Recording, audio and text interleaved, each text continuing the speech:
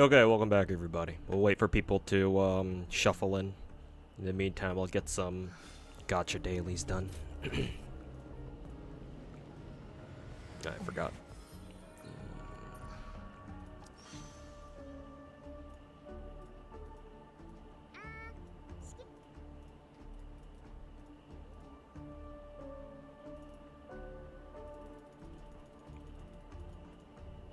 Hey, Pomfinator, welcome back.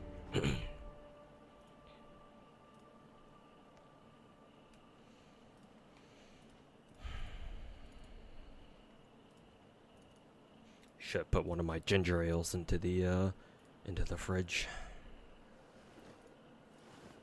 Could use a drink right about now.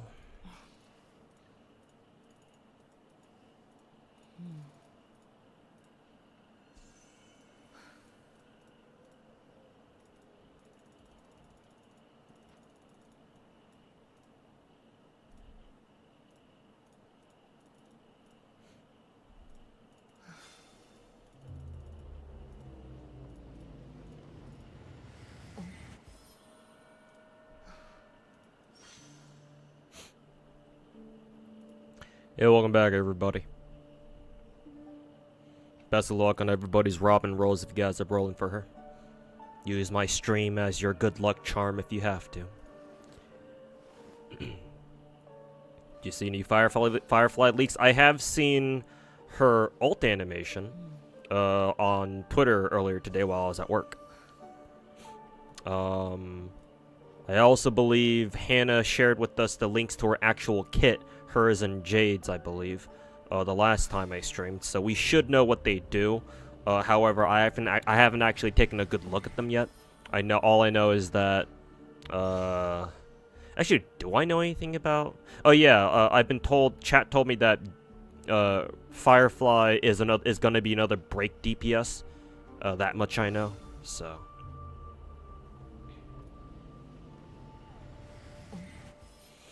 But other than that, haven't really taken a look at them yet, or at least not an in-depth look.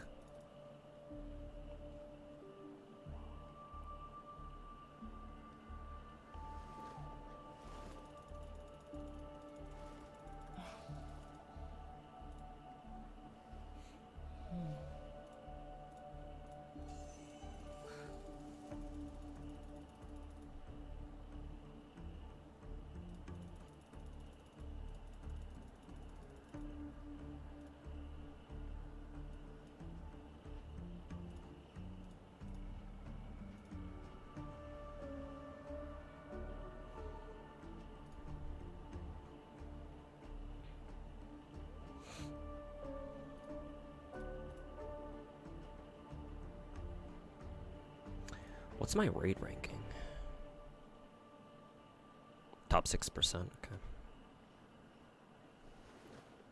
I guess people must be having a hard time with Indivilia on raids. Bullshit boss, but hey, what can you do? How much Trailblaze power do I have? A bit. Best of luck on rolls. Thank you, my dude. I will need it. Game is live early. No, Star Rail and Genshin both go live at 7 p.m. these days. They say it ends 8 p.m. Pacific, but they always launch the server. They always bring the servers back an hour early. So expect the servers to go live for both Genshin and Star Rail at around this time.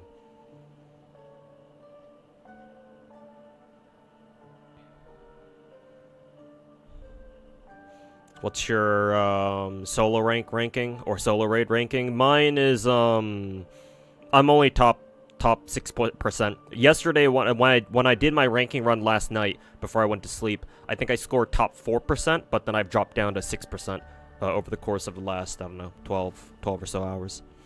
I don't really care too much to perform really well during like union ranking, or union ranks I care a little bit more about because obviously more people are involved. But solo ranks, I don't really give a shit about. I treat solo ranks the same as I do PvP. Like, if I can get shit done, cool. If not, whatever. I don't really care. Because, like, if you really want to do super well in either PvP or solo raids, then like you kind of have to whale. Not always though. Like if you really understand the game, if you really study each raid and recognize like, oh yeah, these are the these are the raid mechanics, and you have the perfect characters for them, then yeah, you can definitely kick a lot of ass. But I don't typically care too much. So I just kind of go in there YOLO and just like, oh, I think this team can work. Let's see if they do. Oh, if they do, okay, cool. If not, alright, whatever. Can't wait for Wuwa. It's only 2 weeks away. Yeah, it's getting closer, man. I really need to get started on that Echoes event on Reddit. Or, well, I see it on Reddit, but haven't had time to get around to doing it yet. So hopefully I'll have enough time.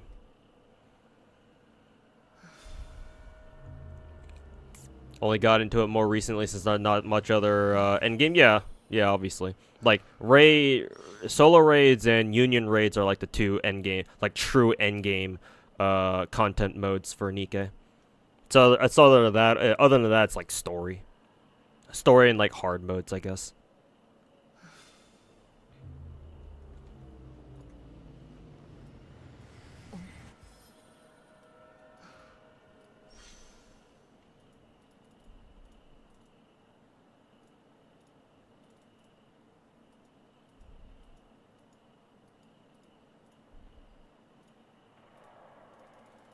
Finally, a character who in a gacha game who's an actual bard. Oh, you're forgetting Venti. Don't forget, Venti is technically not even technically. He is a bard. I mean, a bard in disguise. Yeah. Well, I should say Archon in disguise. But hey, he masquerades as a or he moonlights as a bard, right?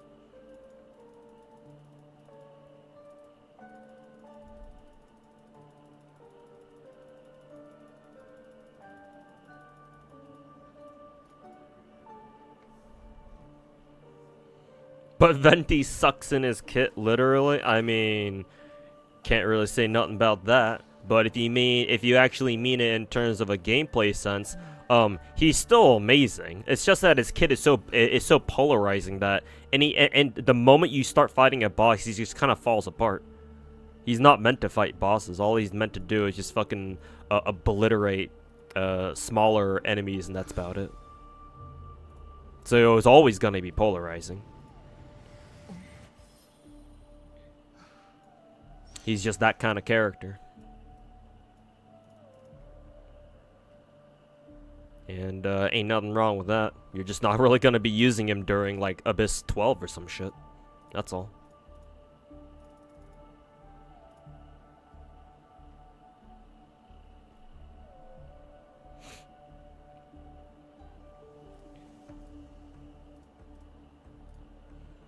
Only thing you know about Venti is that the Fujos love him. I mean, he is a femboy, so.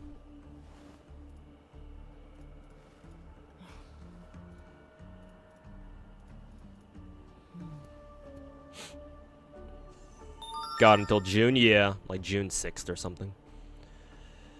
So yeah, hopefully I can remember to get done.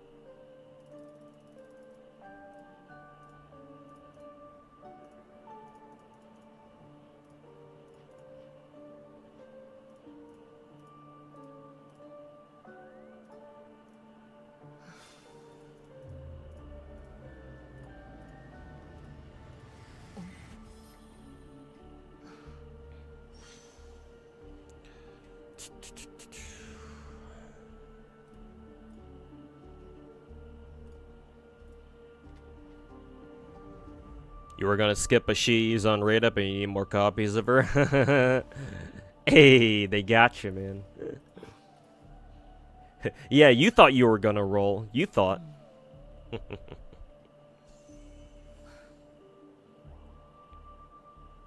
NA's quote best league pro league team got hard stomped by China's second best team. I mean, as expected.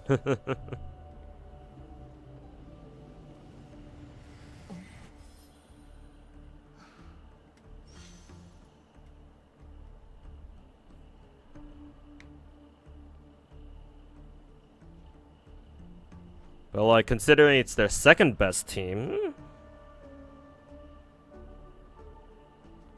like, it would be more embarrassing if they lost to, like, I don't know, their fucking, like, 5th or 6th best team. But, second best? I don't think there's anything to be ashamed about. Unless, it was just, like, fucking embarrassing. Like, they just got fucking curb stomped or some shit. But, you know, I'm old enough to understand that NA League has always been and will always be a joke.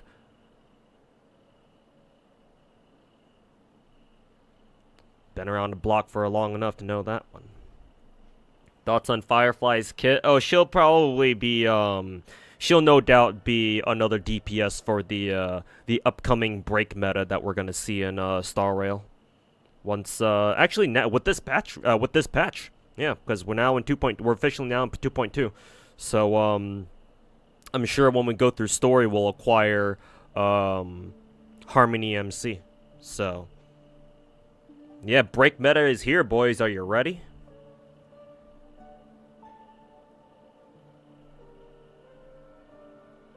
Hey, Bobby Meow, how's it going? Are you ready?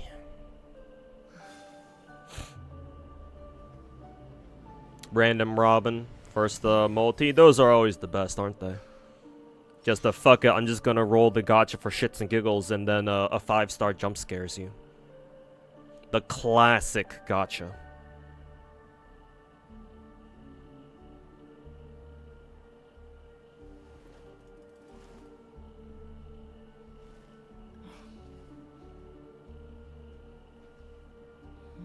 Been ready? Hey, that's what's good, man.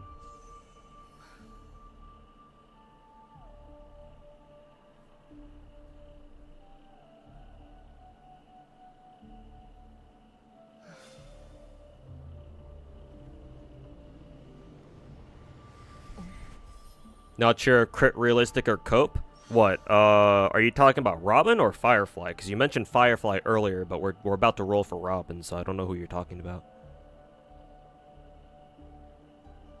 I assume you're talking about Firefly?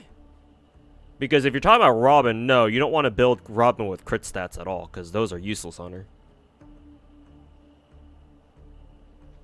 Unless you want to do some, unless you want to pull some fucking 100, like 200% crit chance Kokomi from Genshin or some shit.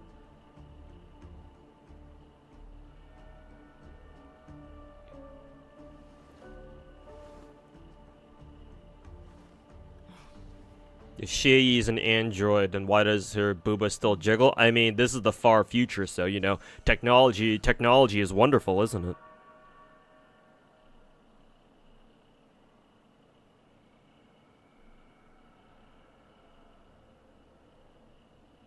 Hey, David Santana, welcome back.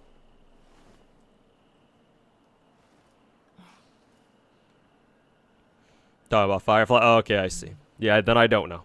I haven't taken a look at Firefly's kit yet, so I would not know.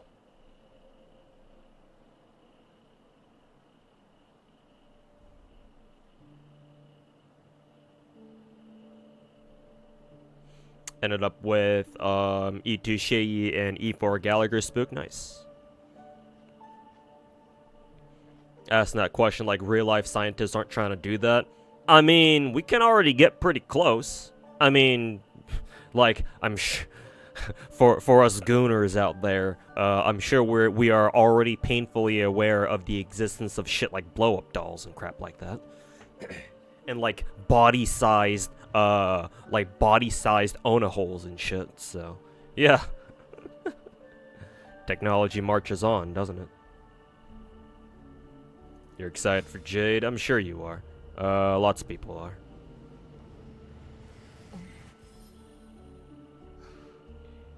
And I have no idea what she does.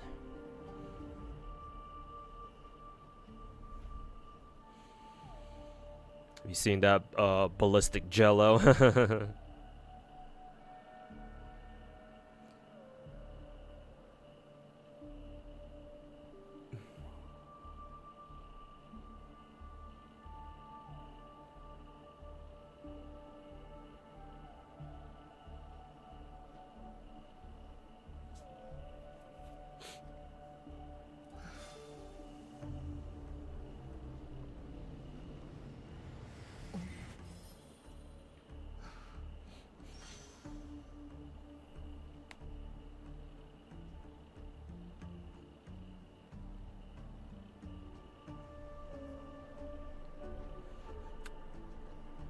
Are you saying the creator of Shei was a pervert?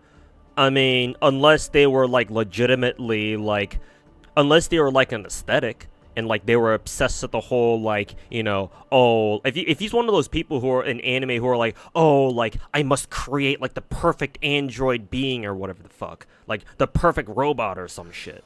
Because like unless they're driven by some sort of like higher motivation like that, then yeah, honestly, why is there a reason to give Shei, who's an android, fucking jiggly ass tits? Because like if you only care about performance, then like wouldn't like huge fucking titties be an active detriment?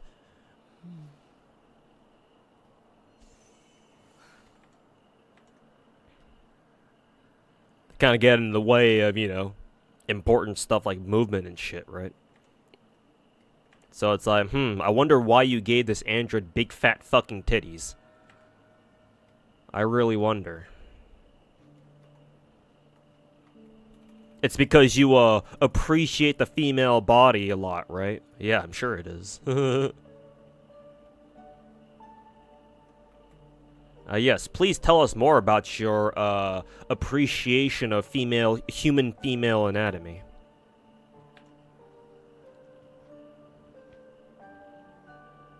When is the MT in the NA server? You mean when the StarRail server goes back live for NA? It's already live.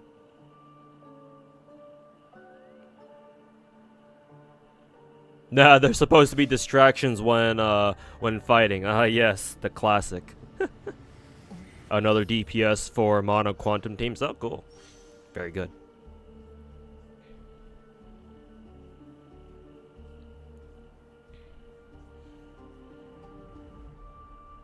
Maybe to match her original body? Maybe. I don't really know Shii's lore very well, though. But, yeah, I'm sure in whatever setting StarRail takes place in, like, imitating human anatomy and putting that shit on robots, is, like, one of the simplest things that they can do these days. You kidding me?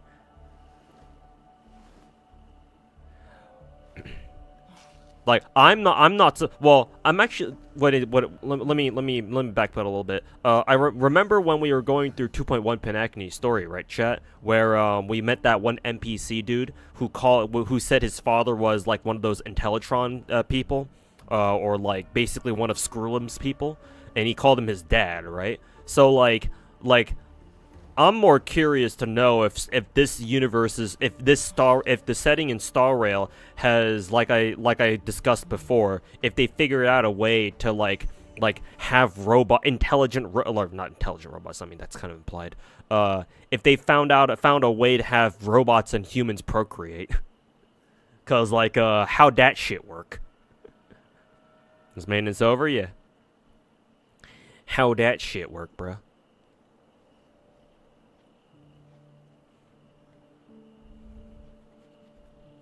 Anyways, chat, let's start wasting money. And hey, No Limit Chris, how's it going, man? Let's see. So, just to let you guys know, for those of you who are here and or who watched my adventuring rolls from like a month ago so far, or yeah, from a month ago, you guys will remember that I accidentally rolled on adventuring's character banner when I was trying to go for his light cone banner. So I think I ended up doing like 4 multis on his banner without before chat told me to stop. So let's see, we're up to 8 pages, and then 9, yeah, so 8 pages, so 40, so 44. So yeah, because of that little mishap, I am now currently at 44 rolls. So, technically, I only need to do, what, 3 more multis? 3 more multis and then some, to hit soft pity. So, here we go, chat. Make sure I'm rolling on the right banner this time, in which I am, or at least I should be. See, more of these things, starlight somethings. Let's see, I do need more. Oh, that's cute. The sisters are on rate up, and of course my first multi gets me the character that I don't need more copies for. Thanks, game. Would appreciate either some Hanya or some Shei pulls, if you wouldn't mind. Okay, there we go. All I need to do is bitch at the game, and I shall get what I ask for. Bitch and ye shall receive. Hey Ken, welcome back. Been saving your red rocks? Oh, rundums. But then you realize you had 3 blue tickets and you got Lapland, I assume 5-star, with the 3rd pull. Okay, cool. Now, when will you learn how to actually save gacha currency in Arknights properly? Like, I'm glad you got Lapland, but like, you don't seem to know how to properly save in Arknights. Then again, I can't imagine you saving when we got all these banners going on in Arknights right now. Well, on both 50s. Wishing everybody the best. Oh, you must have gotten a double then. Hey, congrats.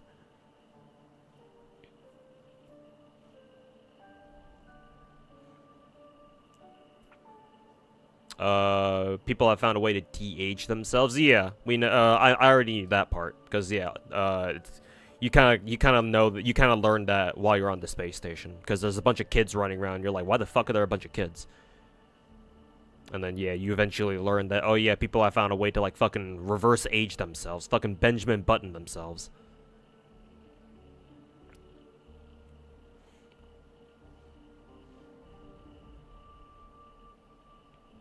Hanya, no, you mean E14 March. Yeah, something like that. Also, RMRF, thanks much for the 49 months.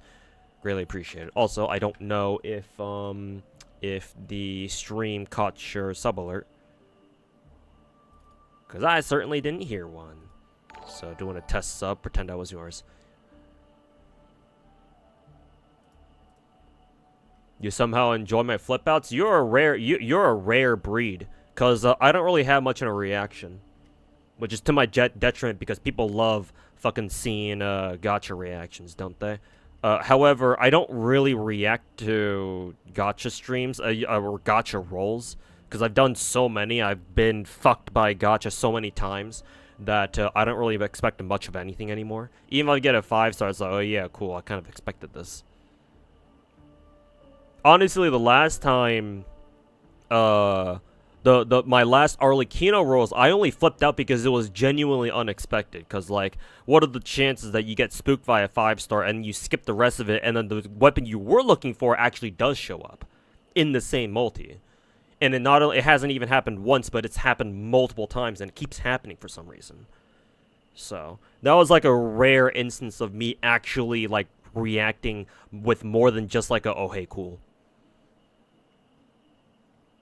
But at least I'm glad you were there to watch it happen.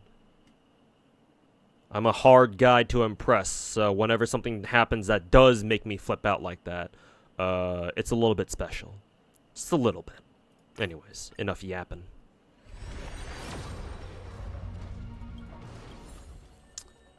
Actually, perfect timing is... I mean, more copies of this is probably nice.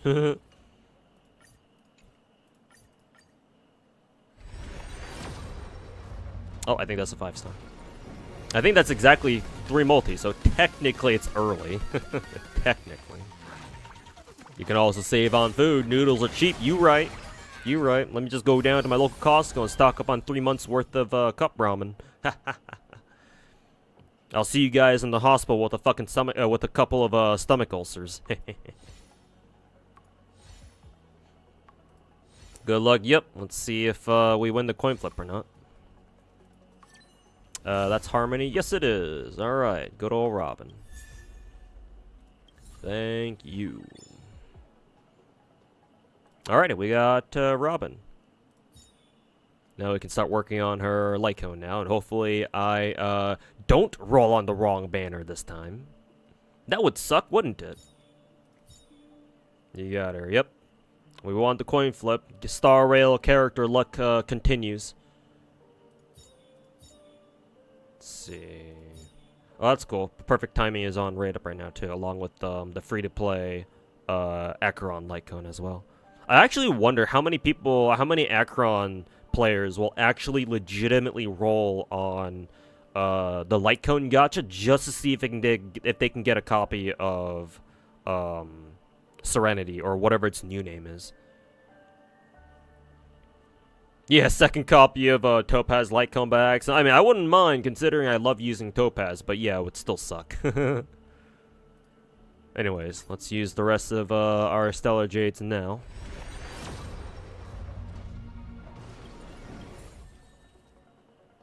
The cursing says it all. The art goes crazy. Oh, for the Black Swan and Acheron light cone? Yeah. I mean, hey, look at that. Just fucking Acheron in a suit, man. Too bad we can't take a closer look at that light cone. I mean, I'm sure we can just go to Databank and take a closer look at it like that. I don't think that's a 5-star. There we go. Hey, look, speaking of which.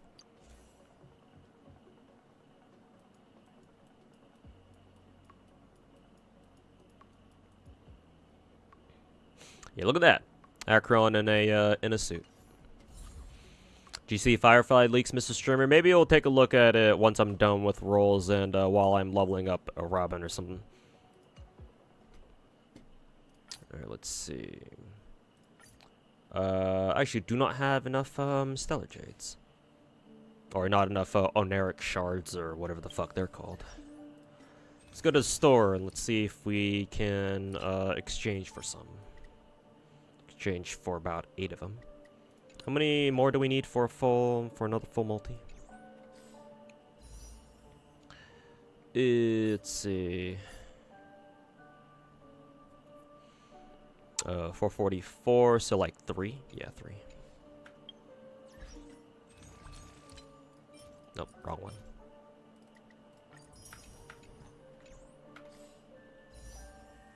Alright, make sure to switch to the light cone banner this time. I don't think that was a 5-star. Nope. A random copy of Chincha. Why not? Okay. Time for the full cam. As I foolishly waste another $100.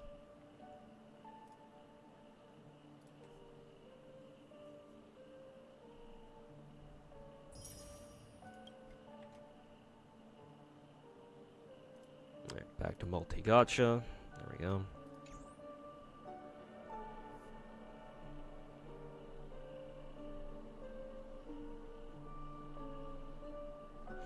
Farming gems, yes. Farming gems by swiping my credit card. Everybody's favorite.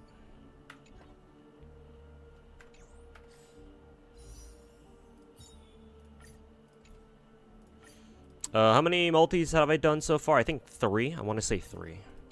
Make sure we are on the light cone banner.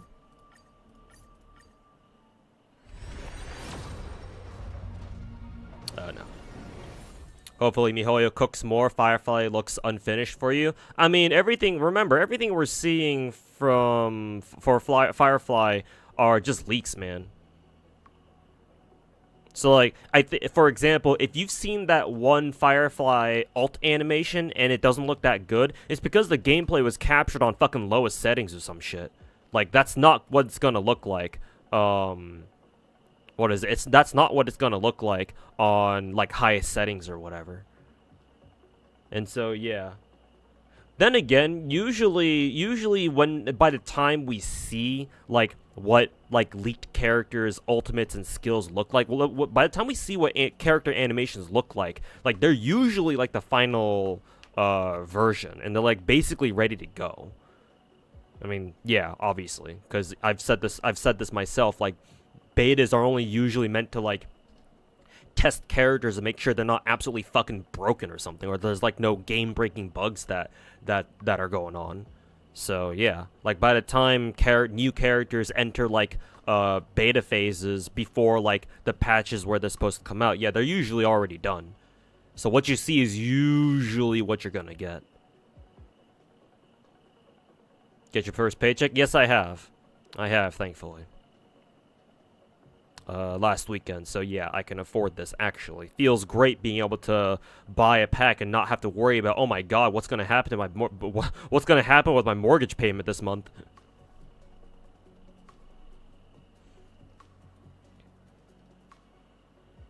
Jade looks more mommy than Firefly. I'm a little bit I question why. Ooh, I just realized I got two copies of Perfect Timing in the same multi. Nice. That means I can probably switch one of my healers over to an effect res build now. Anyways, where was I? I kind of want to know why you ever thought Firefly was like a mommy figure to begin with. You must have been seeing too much like maternal or like motherly or like waifu Firefly fan art on like Twitter or something, because that's been very popular. I wouldn't say very, but I've been seeing quite a few like trad wife Firefly fan art popping up on Twitter every now and then now. Like, it used to be very common, like quite common back when 2.0 story dropped. Back when 2.0 dropped. And then slowly it started tapering off, but every now and then I still come across on Twitter like fucking Firefly like cooking for you in like a kitchen or some shit. So like you must have been on that fucking maternal Firefly brain rot or some shit. Cause like if you prefer like mommy designs more than anything, then yeah, Jade was always gonna be better than Firefly. Firefly and mommy? Yeah, you wouldn't believe it, bro. Maybe you shouldn't look at them because maybe you'll be infected by the brain rot too or something. I don't know. But yeah, people do be making Firefly seem like a mommy. Believe it or not. It's another swing and a miss. More of a girlfriend. Yeah, officially that's what she's meant to give off. But you know, fan artists, right? Maybe making Firefly way more busty than she actually. I mean, if you're asking me, I don't mind a bigger titty size, but like even still, if all you do is give Firefly bigger tits, that alone won't make her like all of a sudden a fucking mommy figure. Like it takes a little bit more than just changing a girl's tit size to give her more of a mommy feel, you know. At least that's just kind of my take, you know. How many multis is this, like 5? This must be like our 6th one, because we've been rolling for quite a bit now. It's either our 5th or 6th one. Okay, make sure we're still on light cone banner and not fucking accidentally rolling on character banner again. Yeah, there we go. There it is. Alright, let's see if I lose the 75-25 yet again, which would be, I think, if I lose this one, it would be 3 times in a row that I'm losing this, so we'll see. Surely I can't lose a 75-25 3 times in a row, right? Yeah. Surely, clueless. Yeah, let's go fucking jinx ourselves right now. Just in case, knock on wood. As if that'll help. Just like Ganyi fan art, she's way more busty in fan art than in game. Yeah, I mean, that's kind of what happens. Hey, we actually didn't lose it this time. Very good. Thank God. Alrighty, mission accomplished. Very good. Yeah, famous last words. Yeah, thankfully it wasn't. All right. Just out of curiosity, chat. Were you able to pre-farm Robin's Ascension mats? Like, yeah, were you able to pre-farm them, or were they just not available? Cause like, I tried looking around to see if I could pre-farm them, but like, I couldn't. Like these things. Yeah. Okay. Yeah. You couldn't pre-farm them because it says temporary early access. So you have to farm them now. Whatever the fuck these. Oh yeah, this is the like your friends' team builds or whatever. So nifty little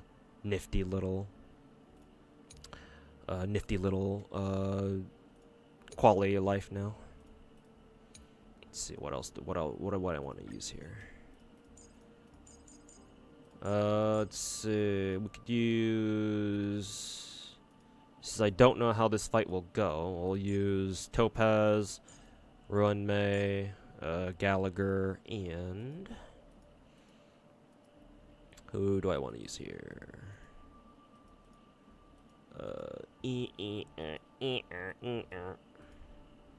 Ratio, why not? I don't know how this team's gonna work, but sure. What team do you plan on using Robin on? Literally any team. The thing you have to understand with me and how I approach gacha games and like how I approach team building and shit like that is I freestyle mainly. Because I'm the type of dude who likes collecting every character in the game. And more than that, I love building every character in the game, like if I can afford it. If I have the time and money to be able to do so. That means that I have basically every option available to me, which means that I can just play the game however I want. So, because more than anything, I value freedom of play style or like gameplay or whatever more than anything else. I guess I didn't really need Gallagher there, as I'm pretty sure I didn't. So we can switch him for somebody else. Let's see. Who do I want to switch him for?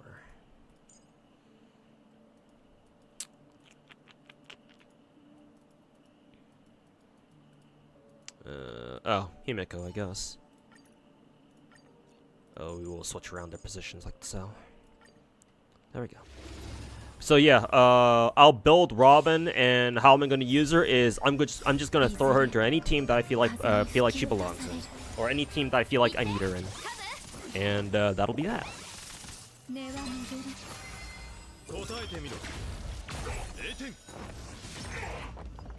Good way to look at it, even though it takes ages to build units in Star. Yeah, the average player, your average free-to-play player. Takes a long time to build characters in games like, Star Rail or Genshin even. Oh, never mind, maybe I should bring a healer here. Yeah, that's how it is sometimes. Or that's how it is for a lot of gacha games. And everyone's dead.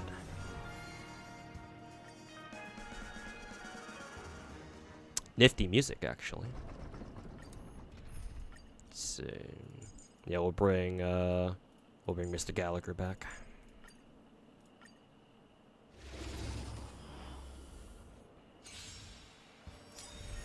And yeah, if you're like a free-to-play player or you just can't play Star Rail that much, yeah, ideally, your best course of action is to plan ahead and is to plan ahead and think about which teams you want to run.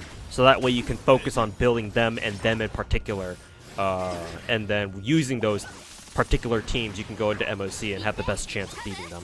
The problem with that strategy, and I'm not saying this as if free-to-play players can really do much of anything else, they really can't, but the issue with that sort of team-building strategy is that, in my opinion, it doesn't work as well in this game in Star Rail in comparison to like Genshin. Because in Genshin, like building certain teams, like for example, everyone's favorite, Raiden National, is super useful because like Raiden National is such a strong team, and Genshin's not so Genshin's own endgame, aka Spiral Abyss, isn't so hard where like you must bring certain characters, right? Because as long as you have certain teams and they're fairly well built and you know how to play them, right? As long as you have the mechanical skill, like you can go through Abyss in due time. Maybe it's not easy, but you can do it. There's a chance.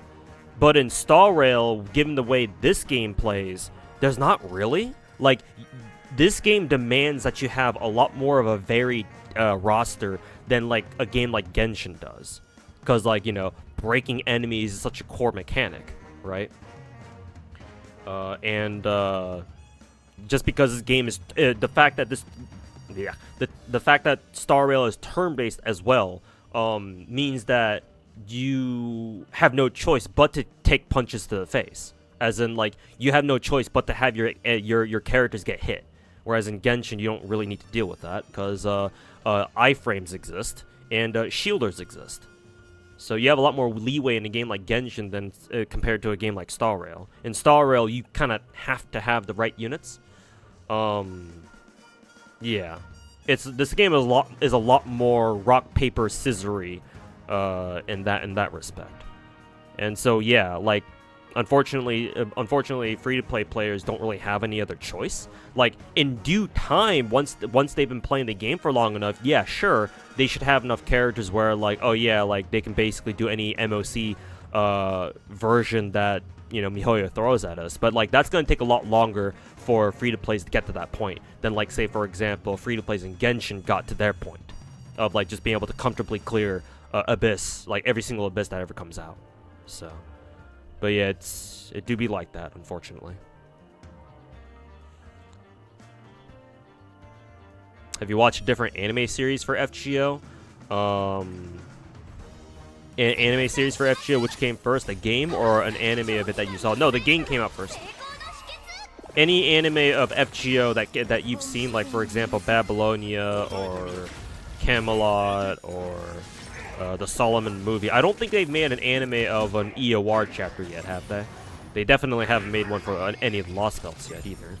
But no, the game came out first before the animes did, obviously.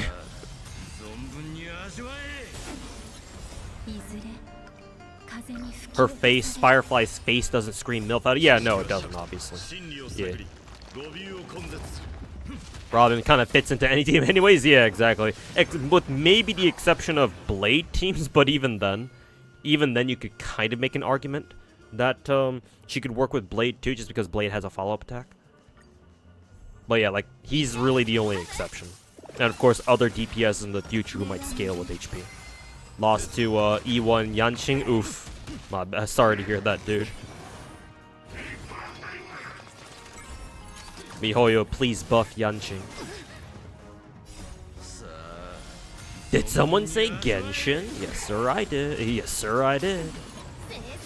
Has someone ever ended my stream with points? No. I don't usually... I did that as a joke back in the day. But, like, I made my channel redeems, like, fucking 4 years ago. And I haven't really changed them ever since. And, yeah, that was mainly meant to be a joke. And I don't really do a lot of gambas, like chat gambas. So, yeah, no. I haven't even given my chat enough of a chance to, like, accumulate that many stream channel points to begin with. How naive I was thinking that I could become a big enough content creator or a big enough streamer where somebody would actually fucking use that redeem. Yeah, good one too. Good one.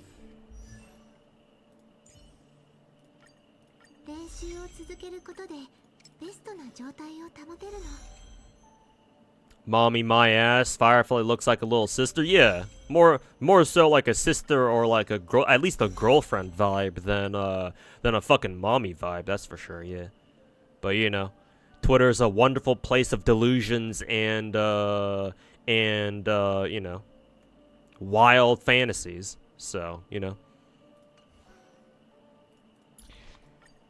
it do be like that sometimes. Equip that. Let's see if I have enough to get her light cone to max level. maybe like little mommy vibes, like little mama vibes, maybe? We'll see how she behaves in 2.2. Like, if Firefly in 2.2 story, now that she's actually come back, if Firefly in 2.2, like, goes, like, takes, like, a very, like, possessive, or, like, at least a very protective, attitude towards, Trailblazer, then yeah, I can definitely see, like, the small mommy vibes, the little mommy, allegations coming through. But we'll have to see if she actually behaves like that, because so far it's just more of a either like an imoto or like a kanojo vibe. We'll see though.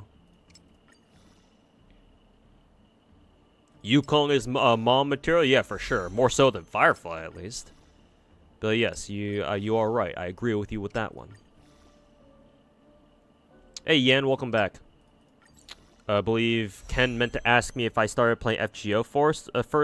Oh, if is that what he asked? If that's the case, if that's what you asked, Ken, sorry for misunderstanding. But if that's what you asked, then I started playing FGO first before watching any of the animes.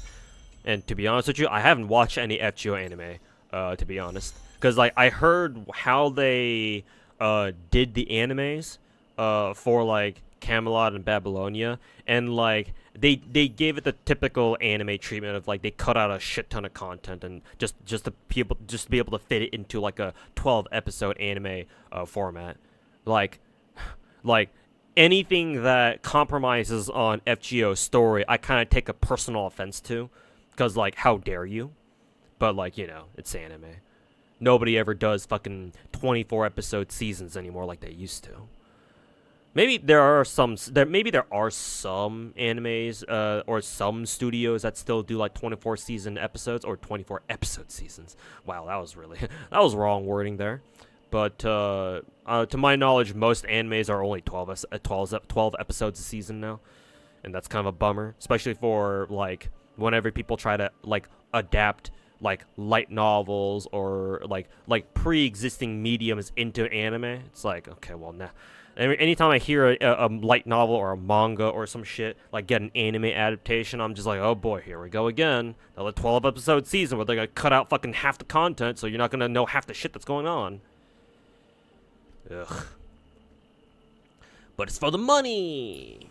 For the fucking anime sales and the fucking merch sales and shit like that. Everyone's favorite. Anyways, let me give her some shit. Let's see. What do I want to give Robin again? Right, the Musketeer piece. So I believe her hat and her gloves are both Musketeer. Yes. Okay. And then her boots should be the attack set. Yes, right here. And then attack percent body. Yes, right there. I should have a rope good to go on her. I think I've given her a fleet. Yeah, fleet set. Right there, and then finally, yes, right here. There we go. All right.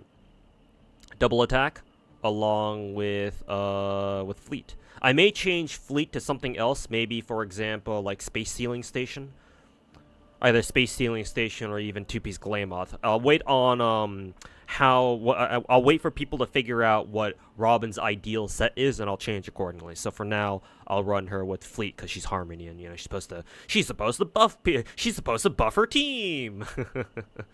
So hopefully that extra 8% attack does her well.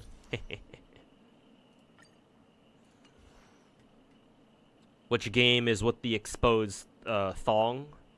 Which game? Are you talking about the game with the girl with the huge fucking titties? Or are you talking about the game on the bottom right?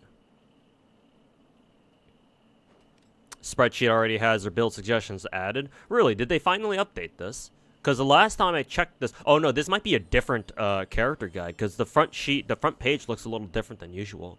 Nah, no, I think this has to be the same guide. Okay, they've been updating this then.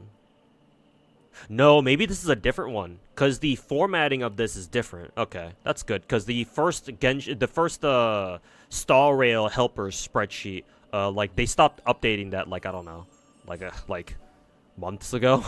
I guess they just stopped. Whoever was updating that just stopped playing Star Rail. But good to see that they have Robin shit already up.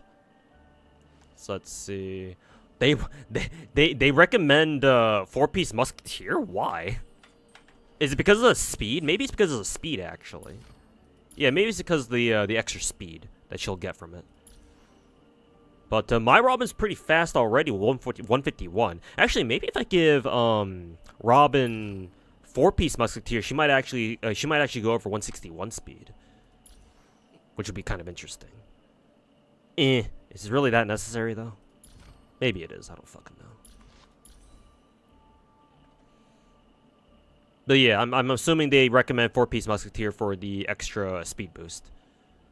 Cause yeah, that has to be. Cause like, who the fuck care? Why do you fucking care about her her basic damage?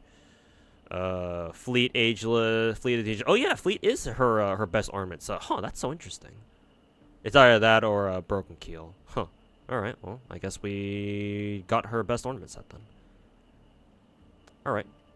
Baseline stats: 1 speed, 121 plus. Yeah, for space sealing station, I suppose, or just for the extra speed threshold. And then 3,000 attack. Oh, she already clears 3,000 attack. She's not even at max level yet. Funny. Let's see. Oh, she actually wants attack percent boots, huh? Interesting. Interesting. Let's see if I have a spare attack boots that are in set. Maybe I've already used up all of them. No, here's one actually.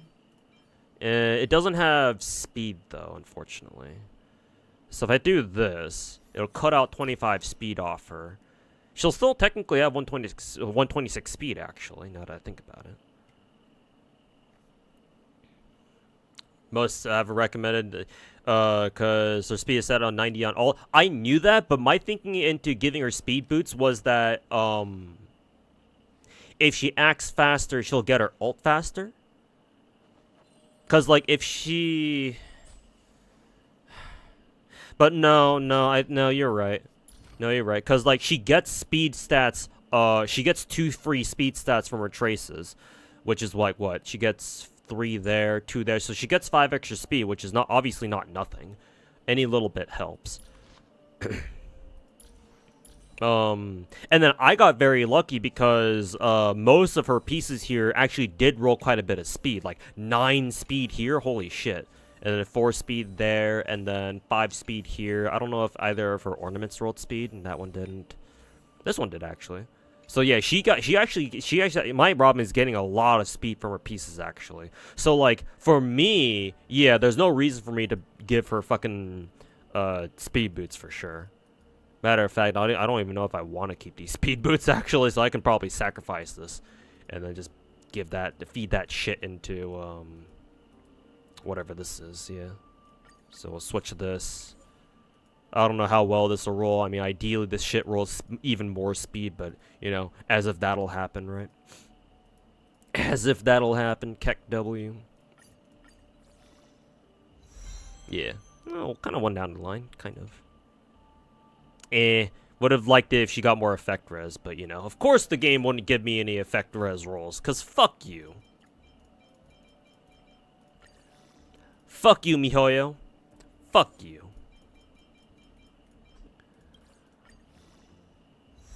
Hey, and it wasn't even fucking one down the line either. It's fucking 2 rolls and a crit damage, because that's so useful.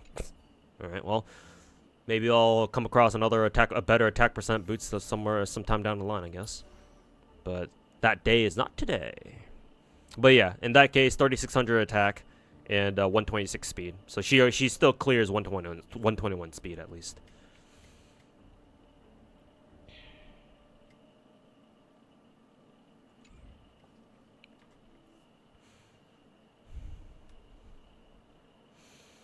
Hey, Bort Sebastian, welcome back. You watched Asmon's and Tectone's video a couple days ago about Twitter gatekeeping Robin from straight people. It was hilarious. Yeah, yeah, that was pretty retarded.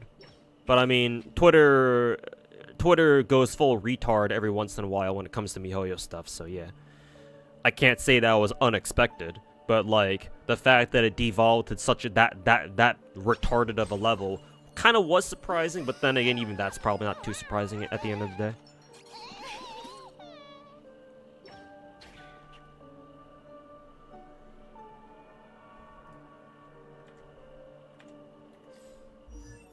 Kind of wonder if I should waste fuel just to be able to get it to max level.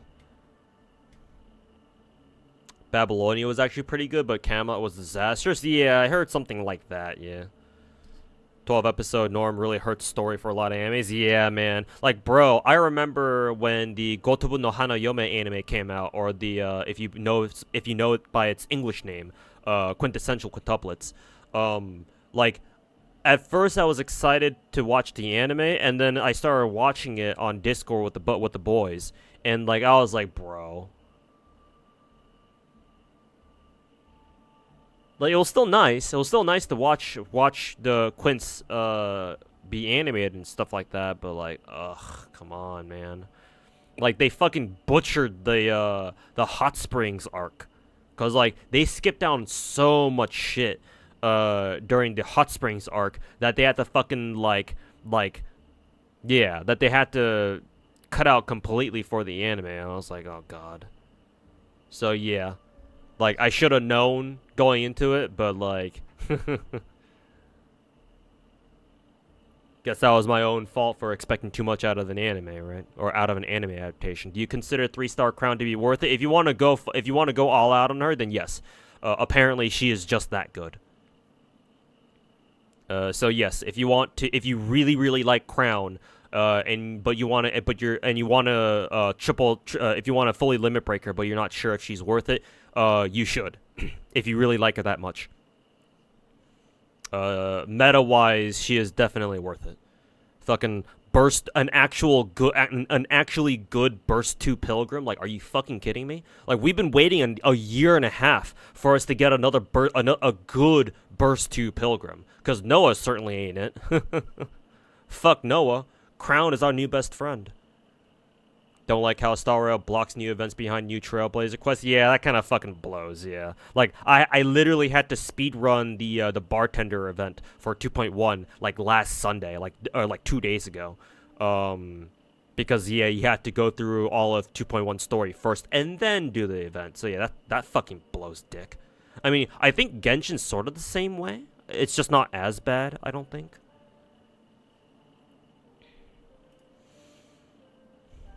She just runs double attacks until her artifact set comes out. Oh god, we have to farm a new fucking artifact set for her. Fuck, man. Well, technically we only need to worry about rolling for speed substats, I guess. But even then, that's gonna be a bitch and a half to do. I mean, at least it's better than fucking trying to crit mold, I guess. But she doesn't even need that much speed, no? The spreadsheet that Hannah linked in chat recommends at least 121. So I suppose it's not that bad. I think Robin is also pretty fast by default too. How much is her base speed actually? Actually, she's average. Like maybe a little bit below average, like 102. So she's not that fast, but like yeah, I think you would need to get pretty lucky with speed substats, kind of like how I got. Like 4 speed there, 9 speed here, holy shit. Another 5 speed here, and I believe her ornament has another 5 speed. So yeah, my Robin's artifacts, or relics rather, got pretty lucky. Only her boots and her rope don't have any speed. So now I understand why they recommend 4-piece musketeer, just for the extra speed. Building Robin stream, yes. You know what? Fuck it. I'm going to waste fuel in order to farm some more to get it to level 80. This is not a great idea, but I'm going to do it anyway.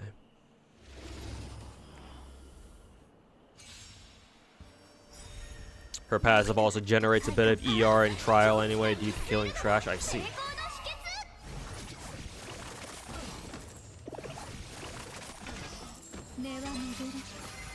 You saw woke videos in MiHoYo games? Yeah, just the retardedness of the internet coming to a head. Nothing surprises you anymore after knowing people burn 5G towers to get rid of COVID. Yeah, that was something. That was fucking something.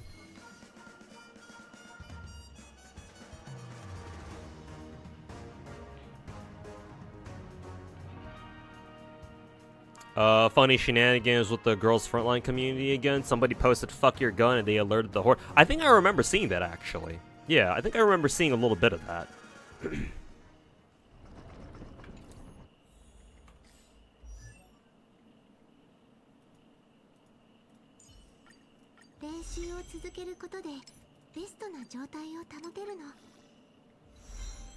Alright, level 70.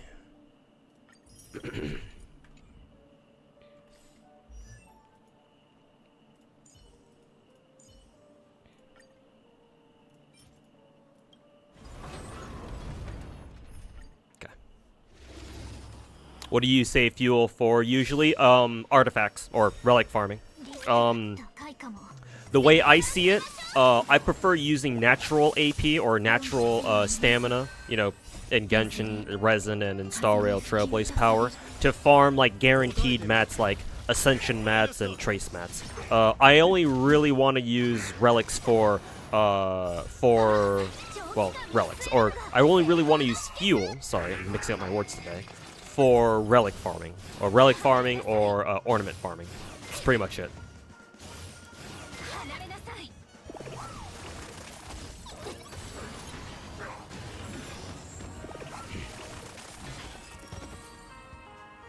Her base speed is actually 107. Yeah, if you include her her trace speed stats, yes. So I suppose that in that case she's actually a little bit faster than average. Now that I think about it.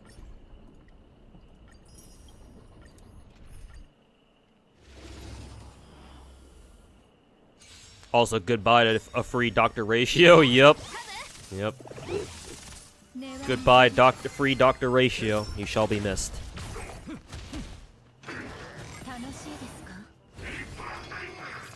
In Genshin, they just need you to do the prologue in the majority of events. I see. So yeah, it's a lot better in Genshin then.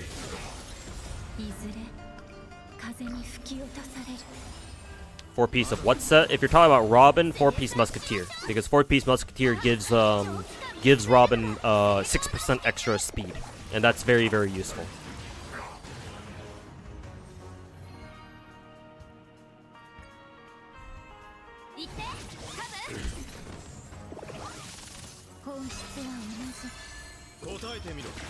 Hell is your Robin 140 plus speed? I mean, hey, with speed boots, my Robin was at 151 speed. So yeah, at that point, I shouldn't really be. At that point, I was like, wait a minute, I don't really need to use speed boots on her at all.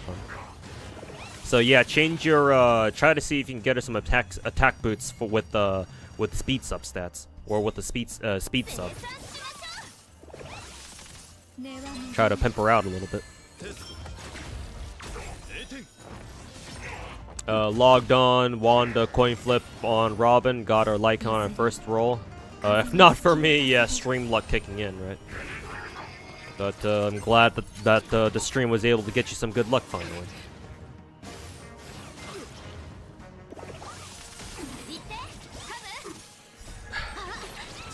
You like Camelot's second movie? Oh, that must be why Camelot was done dirty then, because it was they made it into a movie format. Yeah, if you're making movie adaptations are the worst, because then you have to somehow fit in a story into only 2 or 3 hours worth of screen time. Because at least with 12 episode anime seasons, at least you have like how much time is that in total? Like technically 30 minutes, but in reality 25, because 5 minutes for ads on Japanese television. So what? 25 minutes times 12, like 500 minutes. So how many hours would that be? About a little over 8 hours worth of content, or 8 hours worth of screen time. Yeah, because at the very least 12 episode seasons would be better than movies. Because yeah, ain't no way you're gonna make a movie that's fucking 8 hours long. So yeah, I guess that would explain why the Camelot movie was fucking ass. 12 episodes is only 4 hours? Really? I must be getting my math wrong, man. It's been a while since I last sat down and watched a full anime season of anything. Late, but how did my polls go? They went pretty well. I mean, I have to say they went very well. Because I had the soft pity Robin, or almost had the soft pity Robin. But we won the coin flip, and then I had to soft pity her light cone, but I got her light cone first try too, so overall pretty good. Only had to spend another Benjamin, a single Benjamin, so that was nice.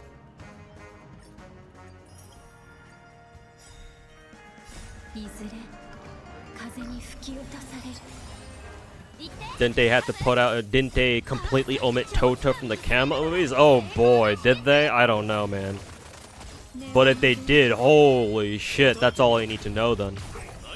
How do you fucking remove Tota, our boy? Our boy Tota, man. How the fuck? They made 2 movies for Camelot and with 2 different studios. Yeah, that was kind of weird. I assume that something happened with their contract or some shit, so that wasn't great.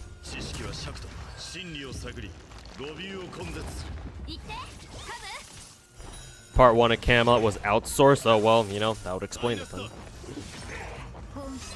Yeah, Tota didn't actually show up at all. Yeah, fuck that shit then. Hate we can't pre-farm gear for Firefly. It's gonna be annoying. I mean, that's how gacha games should be, Khaled Alter. You shouldn't be able to fucking pre-farm for shit. And I say this as an FGO player. But yeah, this is how gacha games are supposed to be played. Like, imagine that, chat. Imagine getting a character who was completely new and nobody leaked their ass, and everybody's almost like, oh my god, there's gonna be a new character, and then realize, oh wait a minute, we can't fucking pre-farm for them like we have for like basically the past year. Imagine that, chat. God damn, Hoyoverse game players have been fucking spoiled as fuck. And again, I say this as an FGO player. Or an FGO NA player. Movie director didn't like rice? Yeah, apparently not.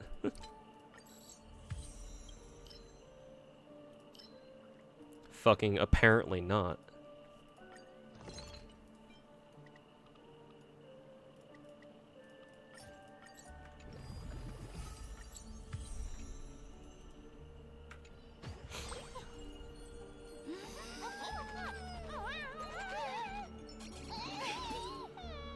In Limbus, you can pre-farm for a character, but mostly because mats are universal. Yeah, some of my gacha games are like that too, I think. For example, funnily enough, technically speaking, Girls Frontline is like that too. But, what is it?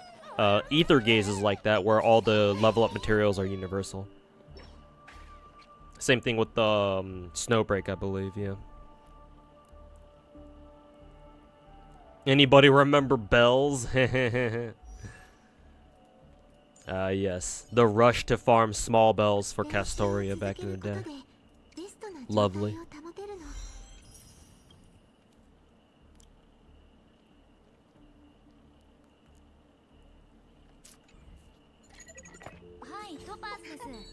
GFL people bombarding people who say fuck your guns will never not be funny. Yep. Considering they would fuck their guns too in a heartbeat if they could. Do not stick your dick in the gun. Hey Complex, welcome back, man. How you doing? Scotch your Robin without guaranteed. What relics and cones should you use for Robin? Easy. Robin's actually fairly easy to build. I just realized now that I see my Hanya Eidolon.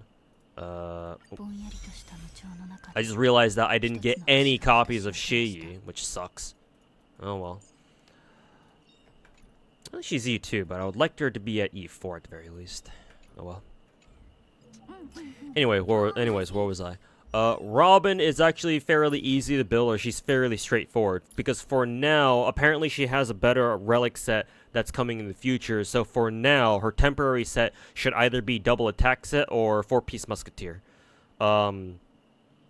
Yeah.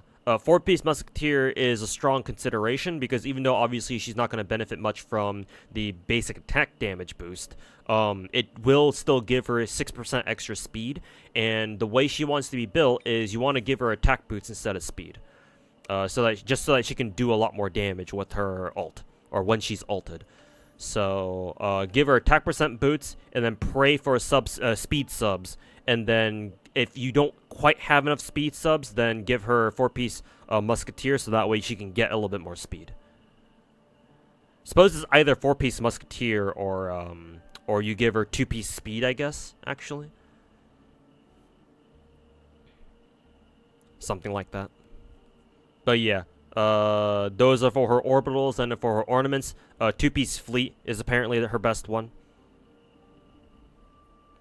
So those should be relatively simple to farm for. Can't wait for Ether Gazer PC port. Oh, good news, Bubba. Apparently they are working on a PC port, and apparently it's in testing, from what I've seen. I think there were a couple of YouTube videos reporting that Ether Gaze, they're finally testing a they're finally putting an Ether Gazer PC client through its beta testing, or through beta phases, or something like that, if I remember correctly. Hopefully that wasn't a, hopefully that's not a debate. Hopefully they're actually working on it. Did you level traces? No, not yet. So actually, my Robin's speed should actually be even higher, at like 131 or something.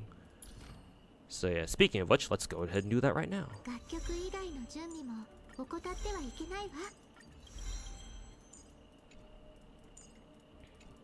God damn it.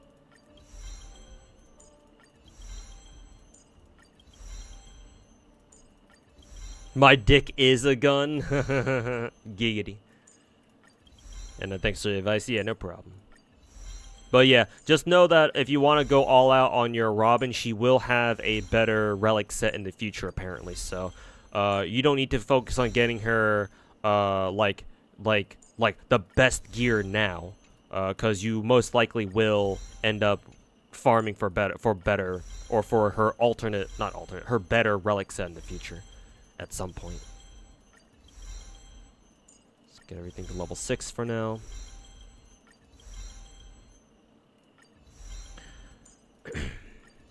How's the ARC fund going? Will you stream MP6 rolls? Yes, obviously I will. And for the funds, I'm still saving up, still free to play. However, I forgot to upload my I forgot to schedule my FGO Whales log video. It was supposed to go up yesterday, and I looked at my Chrome, I looked at my my YouTube channel, and I realized, wait a minute, I forgot to fucking schedule it. So I'll have to schedule it for tomorrow morning. But in that video, I explained that what is it? I explained that because I have a job now, which means I can actually afford to roll again. I will be rolling on the upcoming Taigong Wong banner along with Dobrinya, because apparently there's going to be a solo. Dobrinya is going to have another solo raid up. So instead of MP5 them though, I will only just go for 1 copy. That's all I care about. I just care about having them. But apparently we will be having a Tunguska Memorial banner coming up soon this month. So as soon as that goes live, I will roll on it. I'm not sure if I want to stream it, if I'm gonna bother streaming it or not, because I only care about rolling for a single copy of each. But I will roll on that banner because I want both of them actually. Because Taigong Wong is a great fucking multi-core support, and Dobrinya has huge tits, or at least that's what I see. So. Yeah. Anyways.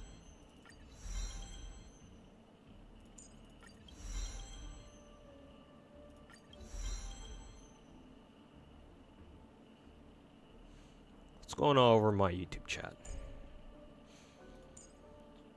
Let's see here. God damn it. There we go.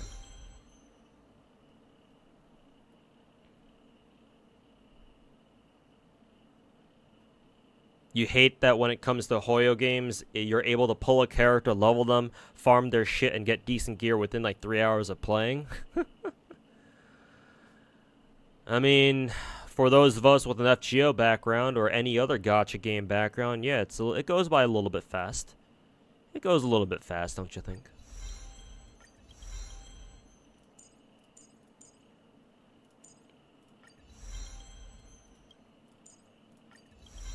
Let's see if I have enough materials for this. Ooh, not quite. I still need about like another 14 more, I guess. Maybe another 13. Which one should I level first? Her talent or her... her talent or her skill? Probably her skill. Yeah, I'll go for her skill first. Fuck it. And I will farm the rest of this shit. But yeah, so far, an almost fully invested Robin. Blue eyes, white hair, and big titty is powerful combo. I guess Robin's close enough to having white hair. Guess it's okay. Or I guess it's close enough.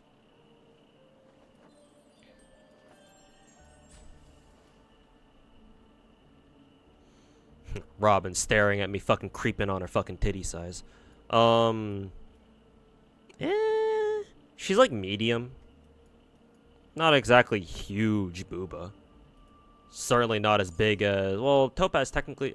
how big is Topaz's boob? Actually, Topaz's boob is pretty big. I'm not gonna lie.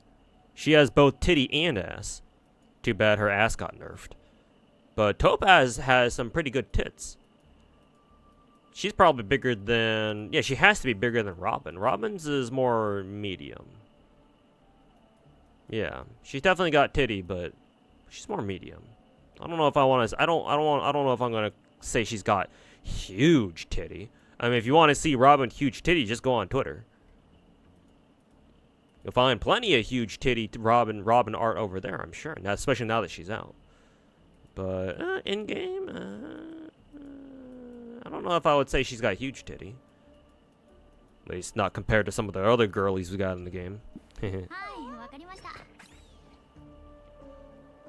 You wanted to pick Dobrini on ticket, but Salter said no. Oof. Yeah, I went with Zenobia on ticket, so yeah, that means I can just roll for Dobrini, or I went with Zenobia, yeah, for the free ticket, and then so good timing on the Dominion banner. That means I can just roll for her this coming week or so.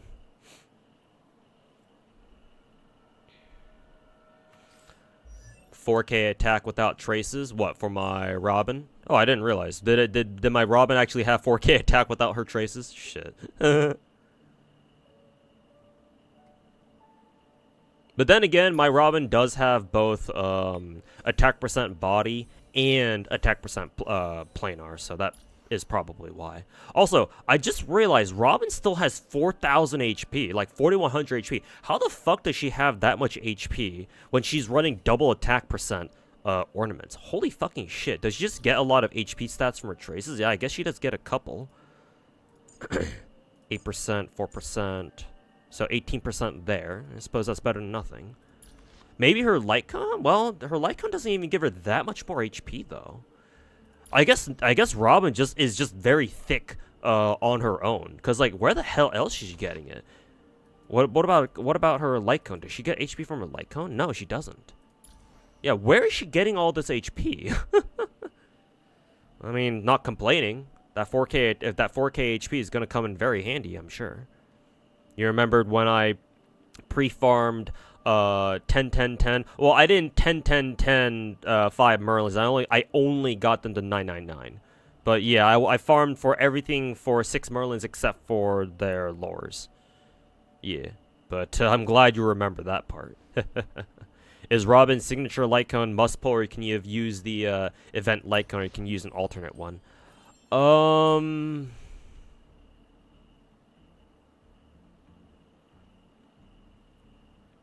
Actually, now that I realize, my Robin isn't running double. She's actually running triple attack percent relics because her rope is attack percent too instead of energy recharge or energy regen. Let's see, stack up to 5 times. When Rare uses their ult, removes Constellation, regains Cadenza. Blah blah.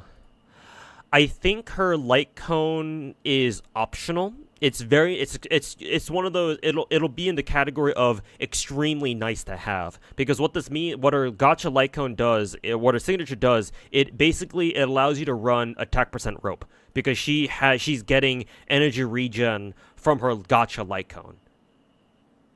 So yeah. However, I still think it's not necessary, because you can still run energy regen rope on her if you don't get her signature. And yeah, that's basically good enough. But yeah, her Gacha light cone is admittedly gonna be very nice to have. But again, I don't think it's a must-have. Not, at least not to the same degree as like Acheron.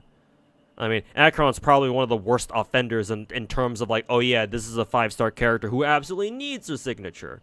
So kind of a bad comparison, but still. I don't think her Gacha light cone is going to be necessary. Still nice to have, though, if you can roll it.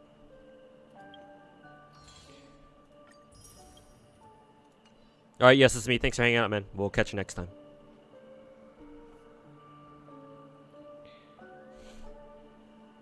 Should stream my FGO rolls? Yeah, but it's only really fun when I actually go for, like, MP5s and shit. Because I like just hanging out and just sitting there with you guys and just chatting it up while you guys roll along with me while I go for like MP5s or MP6s. Like if I'm only going to go for MP1s, it's kind of like, okay, well. I don't know. I'm just so used to doing MP5 FGO roll streams that anything less than that is kind of foreign to me. New story. I assume new event. I have no idea what this event is about, because I didn't watch the Star Rail preview stream at all. Oh, we can do the trials right now.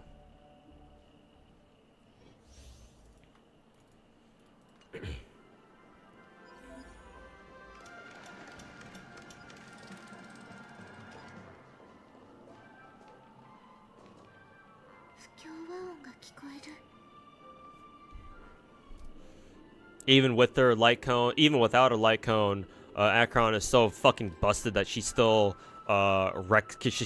she still kind of outshines everyone else. I suppose so, man.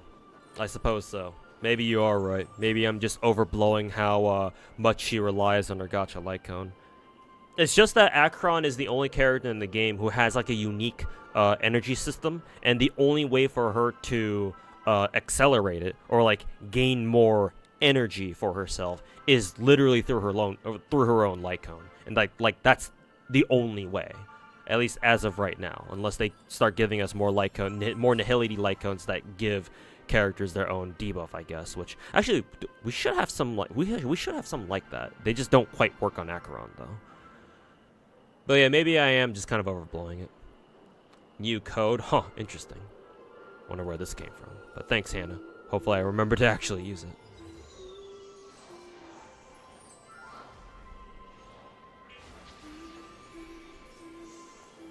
You're using ER even though you have her light cone. Should you change it to attack? You should, said Xer. Yeah. If you have her signature, I don't think there's really much of a reason for you to run ER rope. I think at that point you're gonna be losing out on damage. She be robbing your wallet. True. Oh, yeah, I forgot. Enemies actually aggro onto you. Finally got your stream setup figured out on your new computer, on your new PC build. Nice. Hopefully you enjoyed your first stream. Yeah, none of the other nihility light cones work really well on her. Yeah, not the last time I checked. Obviously now with the new Gacha light cone, the Serenity or whatever that's called. Oh, right. Yeah, I can't actually look at any of my roster. Yeah. What about the new? Oh yeah, the new nihility, the new four-star nihility light cone with Acheron and Black Swan. Yeah, that's meant for her. It's meant to be the 4-star, another 4-star alternative. Yeah. In case you didn't get her signature.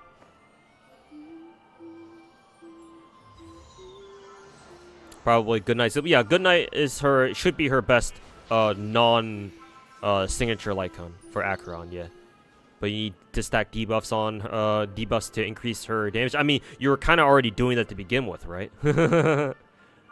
So, you know, it's kind of, you know, you're already doing that. So that's not that big of an issue. Another gacha like one, yeah. I kind of wish that they gave a free-to-play, like a nice free-to-play version, or a nice free-to-play option. I guess that would have been too good. Anniversary MP6 then, done deal. Yes, now that I have a job, and now that I've gotten paid, now that I got my first paycheck, and I'm able to like kind of gauge how much money I'll have in like a couple of months. Yes, I believe MP6 Archetype Earth rolls are secure. So yeah, that is definitely a go. The question for me now is if I'm going to be able to afford going for summer rolls, because I really want to grow. I really like Proto Merlin to the point where I'm going to 100 Grail her.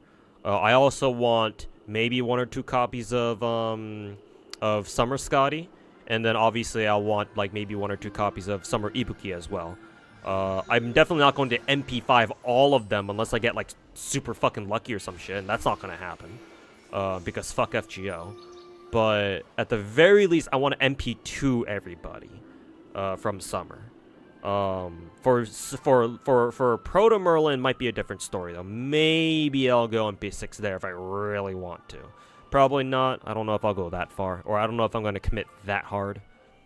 But we'll see. Congrats on your first paycheck. Yeah, it feels nice to get a paycheck again. But you know, I looked at it and I was like, oh boy, here comes the state of California fucking coming in like fucking Birdman, fucking taking half my fucking paycheck away. Thanks, fucking Governor Newsom. Well, it's not just him, obviously. Entire state of California's been like that for God knows how long. But it's something to work with at least. Did an E7 to complete some story event stories so you could go ham on grinding. Okay.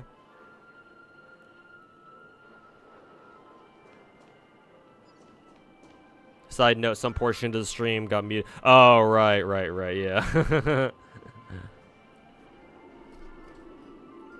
Unfortunate. You live in California? Yep, I'm a Cali dude. Well, I wasn't born here, but I lived here all my life. Yeah. Gotta deal with this, gotta deal with Cali bullshit. I think I mentioned this before, but had I never gotten into gacha games, and after I lost my job, my previous job, like about a year and a couple months ago, I probably would have looked to move to like a place where they don't charge you personal income tax, like either Texas or Washington. Probably Texas, because I don't know how well I deal with constant rain up in Seattle or some shit. But yeah, I would have definitely considered moving to, yeah, a state without any personal income tax. That would have been nice. But unfortunately, I'm fucking stuck. My ass is fucking stuck here now. So, and there ain't really shit that I can do about it. So, the better one, California.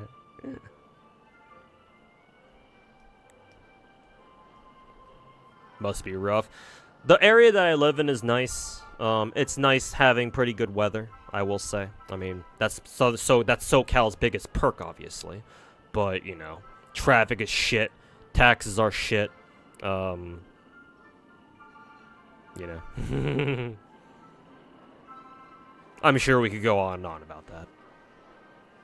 So many games, only one wallet. Yeah, I want. Why can't I just fucking spend all the money that I don't have on all the waifus that I want?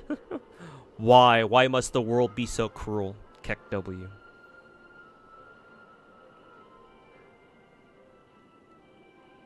LA County, yep. Yep, LA County boy over here. Yep, we're fucking screwed, man. We are fucked. With a capital F. Yeah, gas prices are shit. I drive an EV, but like I want to go back to using. I want to go back to being a good old gas guzzler, cause, like, bro, if you don't, in my opinion, if you don't own your own house, or like if you don't have like a very convenient charging station that you can always use whenever you want, right? Like, say for example, you're like if you have a buddy who doesn't mind if you charge your EV up at his place or something, like owning an EV as somebody who doesn't have like a garage, because like even though I'm a homeowner, I don't have a garage. Like, bro, oh my fucking god, man, having to charge at like public charging stations is such a hit or miss, man. I mean, just the fact that you have to fucking remember to charge your fucking car, and you have to fucking like leave your fucking house, go charge, like specifically go charge the damn thing, and then come back. That alone fucking blows. And because you have to charge at a public, or because I have to charge at a public charging station, I always have to go charge at night, so that's my best chance of actually going there and nobody's there. Because if you try charging during the middle of the day, especially if during like rush hour or some shit like that, because that's when everybody's coming back home, they want to charge their vehicles before going back home, right? Like, oh my fucking god, the lines are so ass. Also, fuck EV drivers, by the way. EV drivers are a different breed of fucking retarded. Because holy shit, how long do people take it charging their fucking cars at public EV stations, man? Holy fucking shit. And most charging stations don't have like proper lines so that you know, people know, oh yeah, this dude was here first, so his turn is next, right? You have to go off a trust system. And bro, let me tell you, I think during my second week at work, I think it was my second time having to charge my car, because I'm borrowing it from my brother of all people. The usual charging station that I usually go to was closed for maintenance at the time, so I had to go to an alternate one. And bro, it was in the middle of a fucking parking lot. And so because of that, the charging stations like kind of spread out in like really weird way. Like, there were like 4 in one space and like 2 off on the side. And like, bro, I was waiting there for like 20-30 minutes, and this other car comes up, waits for 5, and then fucking yanks the spot that opened up just because they happen to be closer to it. That bitch, bro. Holy fucking shit.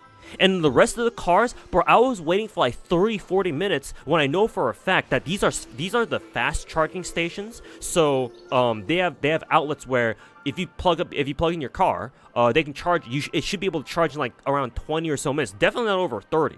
So the fact that I had to wait there for fucking 30 minutes and all the cars are still sitting there meant that most of those car owners were trying to charge the cars all up to 100%, and you're not supposed to do that because it damages the battery apparently. So I'm just sitting there being like, bro, this bitch fucking yanked my spot, and I had to wait there for another fucking 20 minutes. Until finally some asshat finally fucking pulls out. And guess who it was? It was the guy that actually went into the next open spot before me. So the last dude actually charged his car faster than the rest of the people fucking sitting there. Holy fucking shit. EV drivers are some fucking breed of autism, man. They're not even on the fucking spectrum. Holy goddamn shit. Holy fuck, man. EV drivers are something else. Like, if I eventually, this part will probably never happen, but like if eventually I get a place where like, oh yeah, it comes with its own garage and it has an outlet of its own, so I can just plug that shit in myself and not have to worry about it, then sure, EVs are great. But if you don't have your own garage, or like if you don't have your own personal charging station of some kind, like, hey, maybe a friend will agree to like let you charge your vehicle, charge your car at like their place or something, and they're not too far away, then no, I don't think EVs are worth it, man. At least not from a convenience perspective. 'Cause holy fuck, dude. Fuck that shit. Also, Cannon Turtle, thanks so much for the 49-month resub, man. Welcome back at tier 2. Greatly appreciated, man. What EV do I have? Do I want to say the model? Yeah, I think I won't say the model. But it is an EV. But I'm not going to have it I'm not supposed to have it for very long. It's only meant to hold me over until I can get enough money from my new job to, like, buy, like, a used car or something. But I'm going to have to talk to my brother about that, though.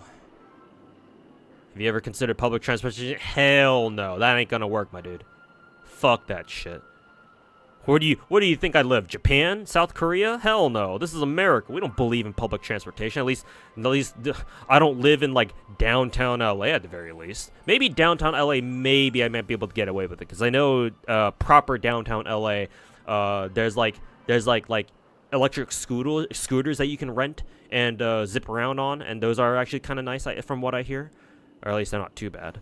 But no, I don't live in downtown LA proper. So that's not an option for me. So hell no.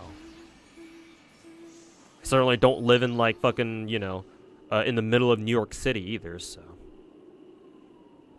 Some people in California are just so damn intelligent. That's just people everywhere, to be honest. I know that's kind of a stereotype that Californians are kind of assholes, but I mean, let's be honest. Well, let's be honest. Where do you not find assholes? What state is there that that is completely devoid of assholes, Not sure how public transportation. No, Malice. No. If you have working transportation that's good, reliable, and affordable, you are definitely privileged in that sense. No, unless you live in select metropolitan spots in America or in the United States, then no, public transit is pretty garbage.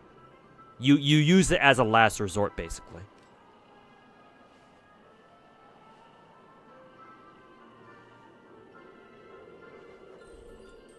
Yeah, via plug-in charge. Yeah, that's how it should be. Yeah, because like my parents are EV drivers, mainly because my brother bought them their EVs. And so yeah, they have their own house and everything. So yeah, they just plug their cars in at home, and that's fine. Yeah. Like if you have a situation like that where you have your own house, and so you have your own garage or something like that, so you can just plug it in whenever you want. Yeah, at that point, yeah, EVs are great. Yeah. And as long as you don't plan on doing any like extensive road trips or something, because at that point you're gonna have to keep track of like where like potential charging stations are along the way. But like if you don't plan on taking like a whole bunch of road trips, and you have your own charging station at home or something like that, then yeah, EVs are great. Would definitely recommend them in those scenarios. But anything other than that, hell no. If convenience is like a big thing. So, yeah.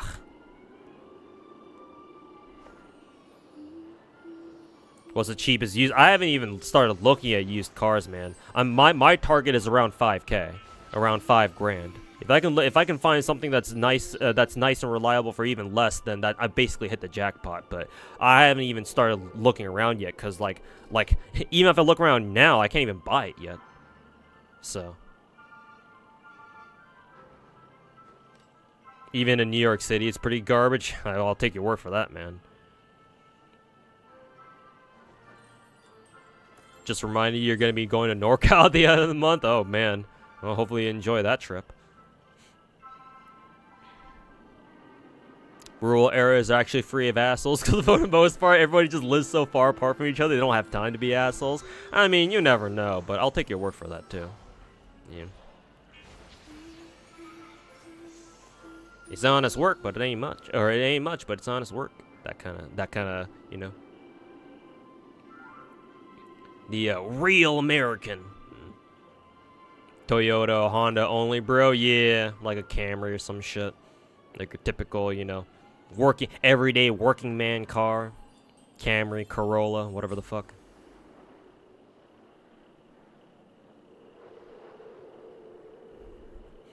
Depends a lot on the city where you live, because each city will have they'll have a contract with like a specific company. Oh, okay, so it depends on like which company they could happen to contract with. Some companies are better than others, I see.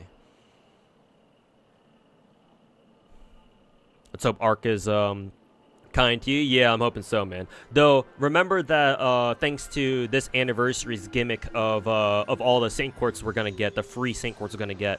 That's based off of how many ascensions you've done for your servants, or how many max ascensions you've done on your account. So I'm definitely gonna get a whole lot of Saint Quartz, because you guys know me with the whole collector EX shit. So yeah, I'm still gonna get a boatload of Saint Quartz. So I'm hoping that all the free Saint Quartz I get this upcoming 7th anniversary will be enough to get me a lot of arcs. Maybe not quite MP6, but you know, at least most of them. Max is like only 900. Oh, it's not as much as I thought. But I mean, hey, it's still a lot. It's still something. Can't really complain. Thought it was more than that. Thought it was more than 900. Thought it was at least 1,000. Maybe maybe I'm remembering wrong. Hybrid, yeah, definitely. Yeah, either that or like even a hybrid, if possible, yeah. But I don't know. I don't know how many used hybrids are out there on the used car market though. Maybe I'll find something when I actually start looking around. My brother bought my parents EVs. Yeah, man. He likes spoiling my parents for sure.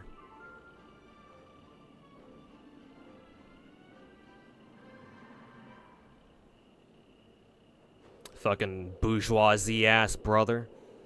I told my chat before this. I'll say this again, but my brother is an absolute fucking workaholic. He and my dad both are. So he got the workaholic shit from my dad for sure. But he is the exact opposite of me in every way. He's hardworking, he's ambitious, he's what is it? And he actually has money, so you know, there you go. He's also a fucking outright prick, which I'm an asshole, but I like to think that I'm not a prick to just about anyone I come across.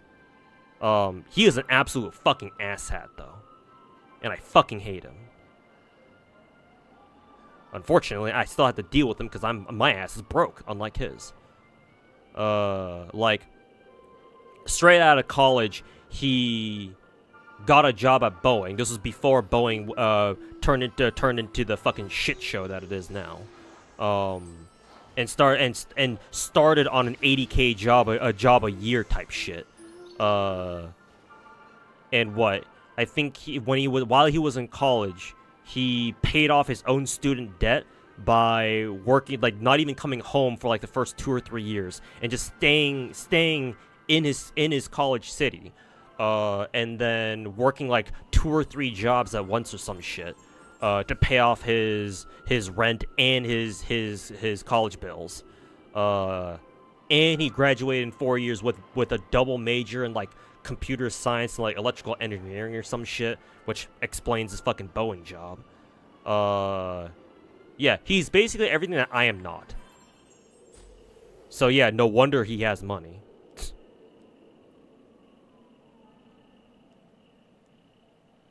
True fucking oldest child energy right there. Just got Isabel from Pilgrim Mold. We got that sibling who's the workhorse, always busy with something. Yeah, that's my brother in a nutshell, yeah. That's literally him.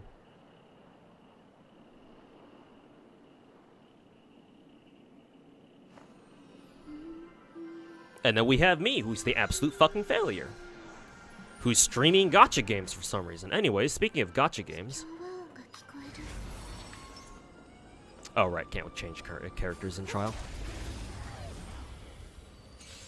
How you doing, chat?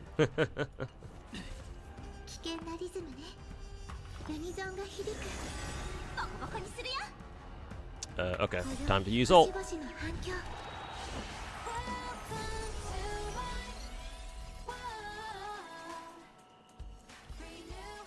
Let's see. Custom soundtrack, not surprising. Does the song change based on language, chat? Does anybody know? Or is does this song play for every single voice? Or for every single version? Because if they actually recorded this song in their own language, that is actually genuinely impressive. But if they're all the same song, that's kind of whatever. It's neat, I guess. It's the same? Oh, okay. Sucks. That would have been a perfect opportunity to, like, really flex Robin there, but oh well. It's fine. You're lucky your bro is, for the most part, is a cool dude. My brother used to be cool. He was strict, but he was still a cool older brother back when I was young. College changed him, man. I did. I basically didn't recognize him when he came the first time he came back from college. He was a different guy. Like effectively, the older brother that I knew basically died when he went off to college. He came back a changed man, bros. So middle kids always have it the worst. I mean, I'm not even middle. I'm not even a middle kid.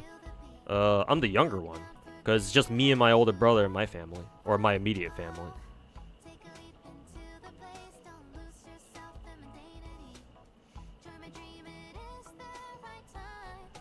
Her singing every time you get tiresome. I don't know, man. I don't think I'm gonna get tired of the song anytime soon. Not only that, but I assume it ends when her ult ends too, right? It's a nice song, so I don't mind listening to this for a long time. I would have just really liked it if her song was actually recorded in every single language, though. That would have been fucking insane. But missed opportunity, I guess. College does that to a motherfucker? I guess so, man. I mean, I want to think that I didn't really change that much when I was in college, but that was mainly because I didn't really talk to anybody. And in college, you're supposed to talk to people. You're supposed to network with people. So, yeah, I assume my brother did it right. Or he did what he was supposed to do, but in the process, you know. Does my brother or a family member know about my YouTube stuff? My brother knows, I've told him. I don't think he knows what my exact channel is. I'm not going to tell him either. But I've told him that I do like YouTube stuff. YouTube stuff and streaming. So, he's aware at least, but am I going to tell him exactly where he can find me? No, he can go fuck himself.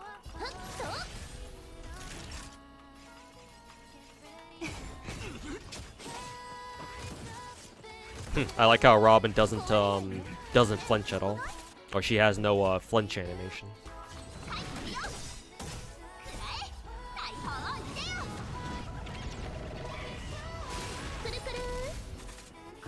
Can't wait for all the assholes just clicking furiously through story just to get the cutscenes and upload them and spoil the fuck out of everyone. Yeah, but that's why I tell you, if you truly care about a story, you don't look on the internet for anything until you are able to finish the story.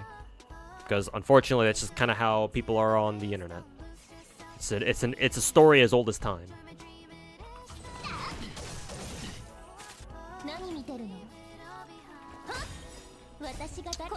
Unfortunately, it do be like that sometimes. Will she get enough? Yes, she will.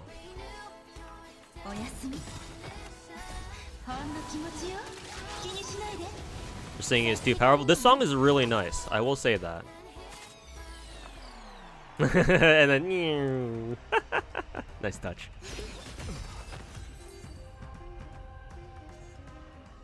Didn't expect to receive EV cars and family lessons. Well, not really family lessons, but EV lessons maybe. But it's just me. Whenever I talk about my family, it's usually just me bitching about how I hate them. Not really much else to explain there, to be honest. Have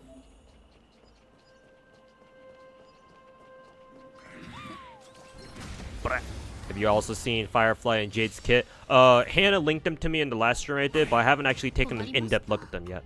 Maybe after I screw around with Robin a little bit, I'll end the stream with some, by looking at, some of Robin's and not Robin, Fireflies and Jade stuff. Imagine having Robin sing for 10 hours straight, poor vocal cords. Actually, Robin, let me do my actually, lore nerd shit. Correct me if I'm wrong, chat, but technically Robin is a mute, right? So she doesn't actually use her vocal cords to sing. She's a ventriloquist or some shit? Or some shit like that. So, I'm sure as long as she has the energy to keep up her ventriloquism, it's not like she's damaging her vocal cord, her physical vocal cords, right? So I'm sure she could sing for 10 hours straight if she really wanted to. And she'd be okay. I think. Pretty sure. Using Natasha. No, that's in trial. But I do use Natasha sometimes, unironically.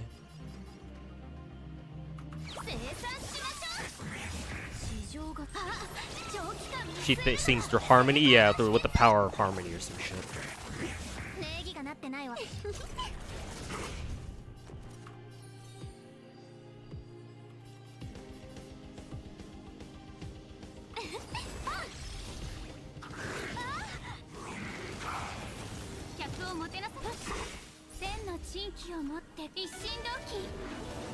She's using Vocaloid.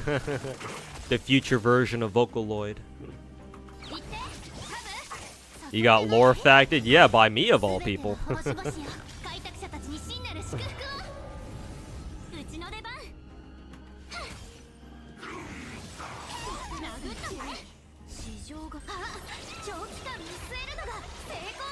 Natasha's hot. Even she isn't the best healer, so she works just for that. Yep, she's got amazing tits.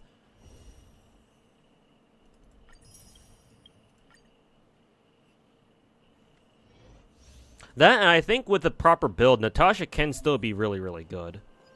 I think what I have to do with my Natasha is just give her ER rope, and I think I can keep her.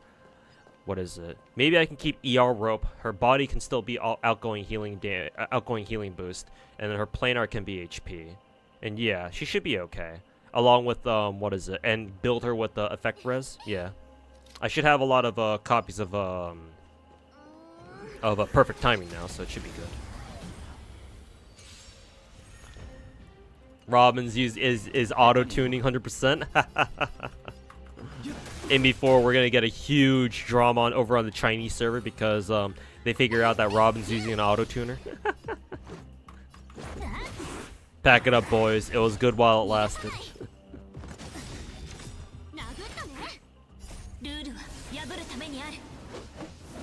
Is Robin a must pull, boys? I don't think she's a must pull, but she's gonna be very nice to have. That's for sure.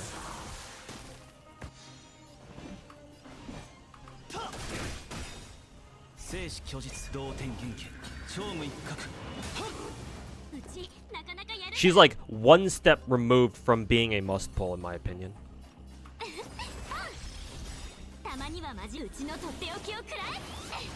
Auto-tune like T-Pain. I forgot T-Pain uses a lot of auto-tuning. Because he sounds a lot different. Or his real voice sounds a lot different now that I think about it. But you know, it is what it is.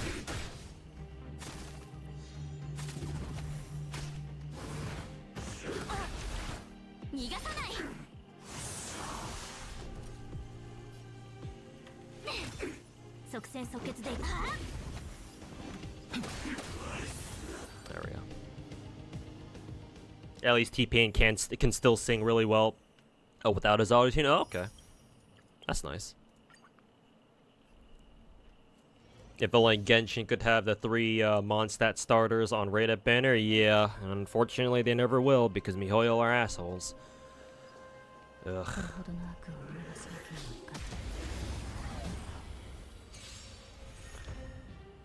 She's a must pull if you see Booba and Roll, which is funny because it's not like Robin has huge titties like Acheron or Black Swan or the other, or like fucking Hanya. Are you seeing this shit, chat?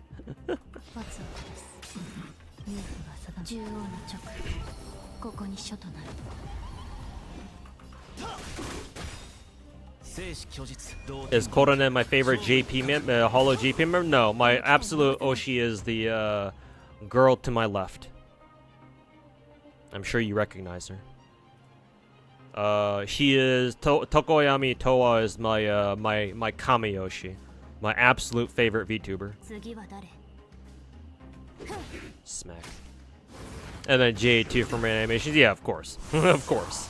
Like Jade literally has a fucking bra out in her default outfit. So it's like, yeah, of course.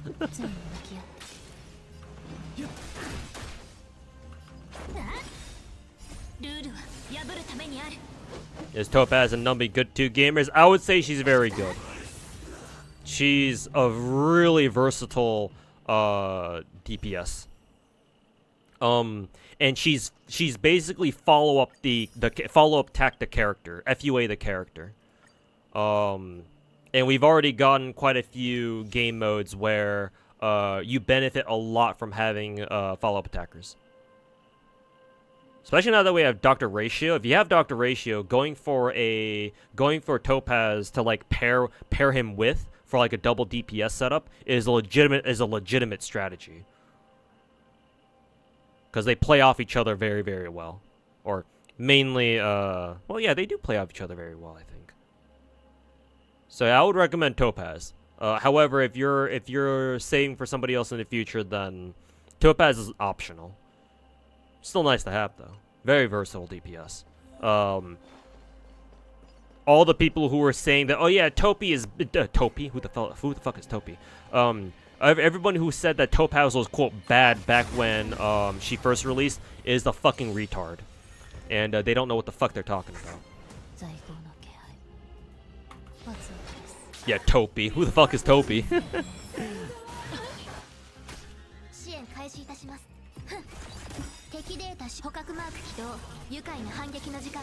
Tope? Yeah, combine their names on accident. Kind of funny. Topaz and Ratio as the god duo. Yep, the IPC duo, man. And then you throw an Aventry in there, they become the They become the IPC trio.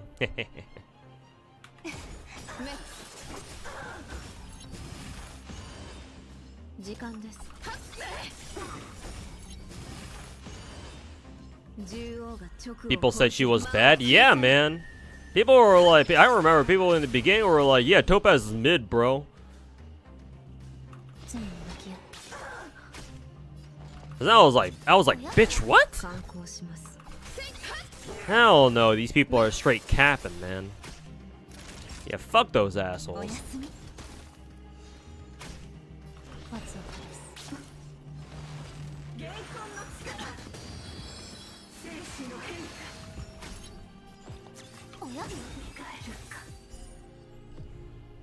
Topaz has good longevity by being SP positive, support DPS, and that has a defined niche. And even if she has a defined niche, she's such a good standalone DPS that she's just versatile everywhere.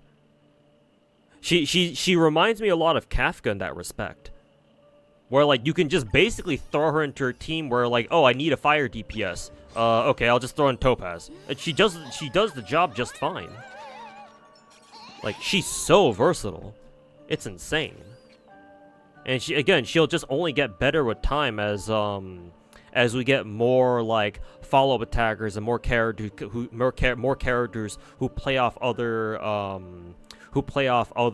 follow-up attackers, basically, yeah. Basically saying the same shit. Yo casuals just be saying shit. I mean, maybe if we're Genshin, if this were Genshin we're talking about, maybe, but like Star Rail doesn't have as many casuals. So I know for a fact that a lot of people who were saying Topaz was mid weren't exactly casuals themselves, you know. It's kind of what pisses me off, kind of.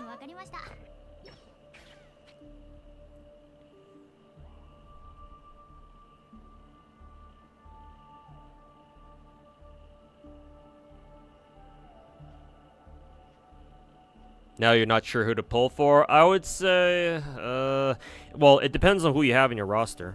If you don't have any other, if you're a newer player, you don't have any other 5-star Harmony character, roll for Robin, because for your information, just for you to have this information going into the future, Harmony is the best class in this game.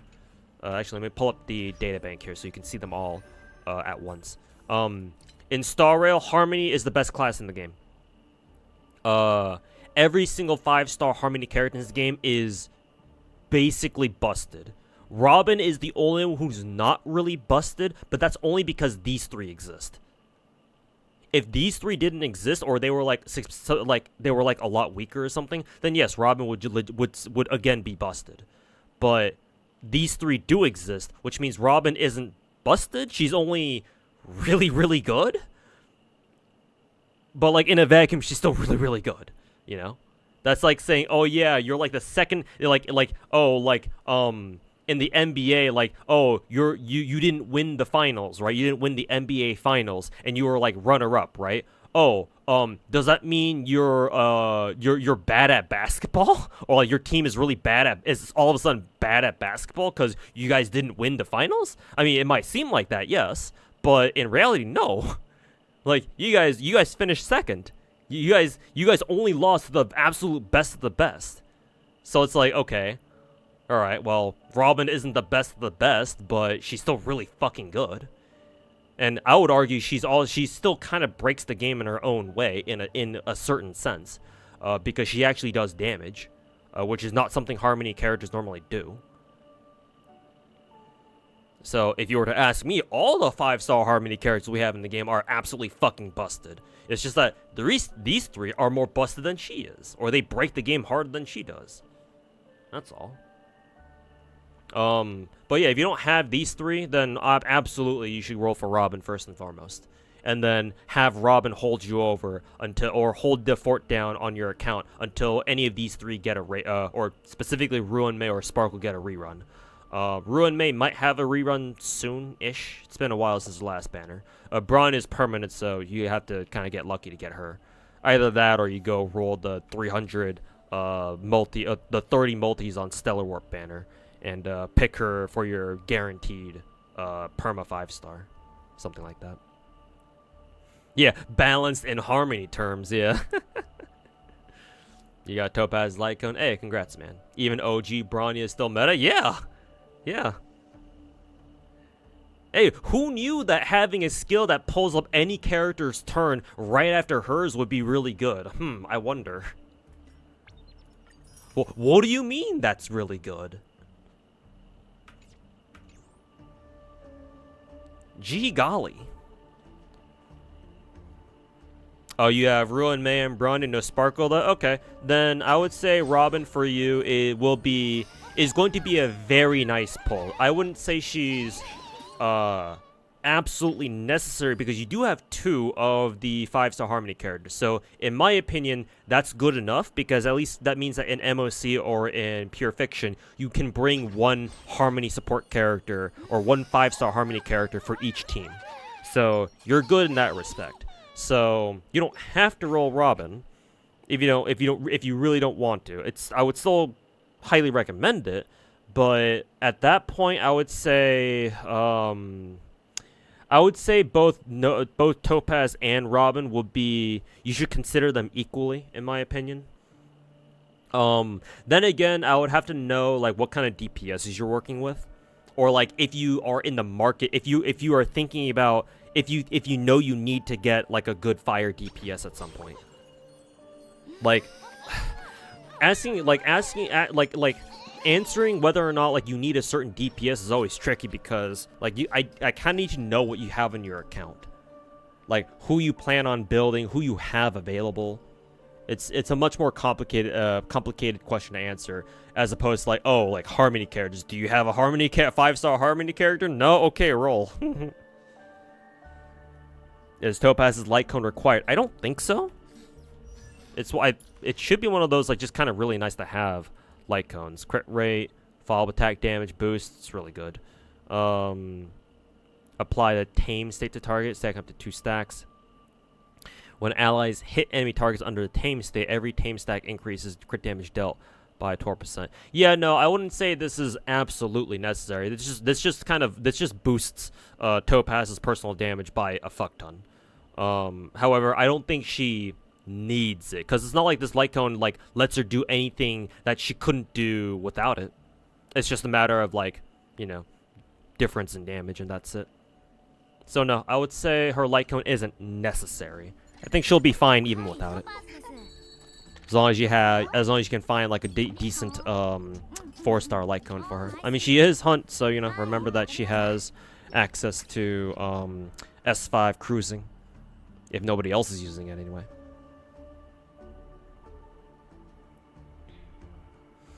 Ruin May rerun before Huohuo and Argenti? I don't think so though, yeah. Because didn't Huohuo and Argenti came up before Ruin May? Yeah, I know that for a fact because I specifically skipped the 1.5 characters for Ruin May and Dr. Ratio, yeah. Well, I mean, we all got free Dr. Ratio, so it didn't matter.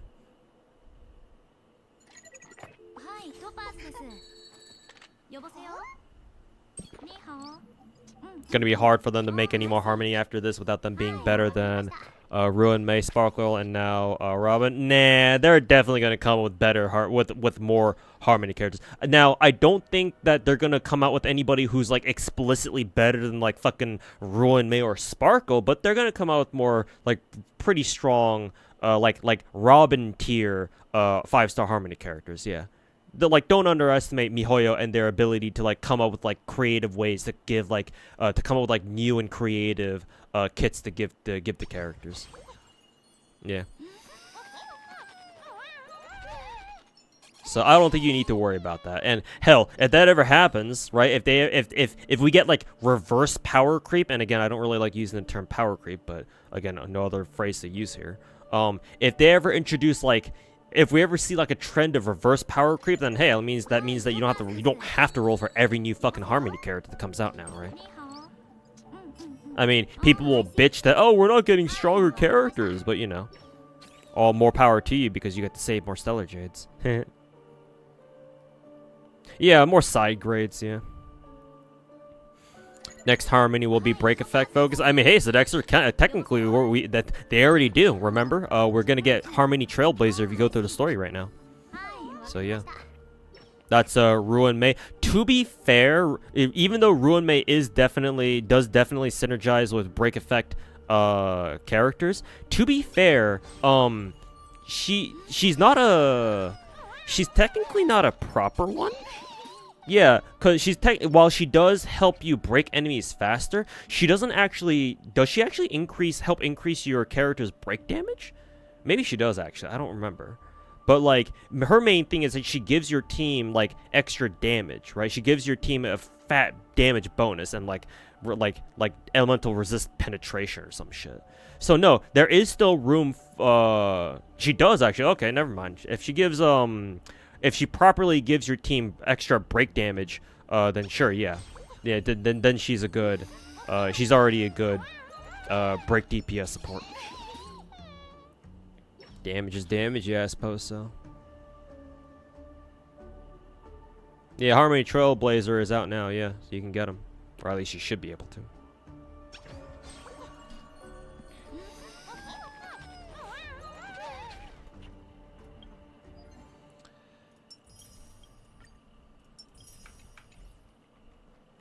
Anyways, what can we do to screw around here with Robin a little bit? Let's see. Let's go to everyone's favorite MOC.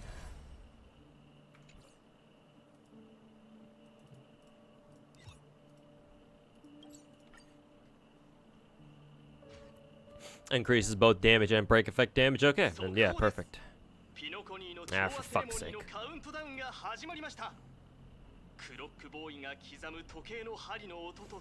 Hey, look, it's Boo Hill.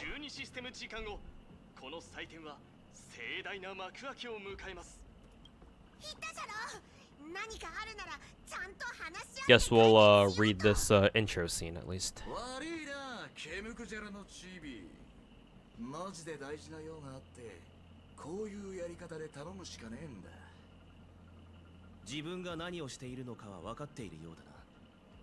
Firefly kit thoughts, please. We'll do it after I do a test run of MOC with Robin.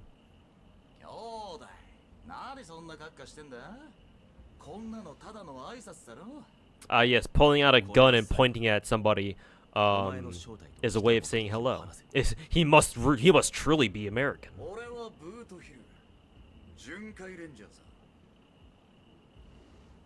Yeah, this is a stick-up. Who's a good Dr. Ratio replacement for a Topaz team? That's a good question, actually. I'm surprised you were bringing Dr. Ratio as a support for Topaz, because normally it'd be the other way around.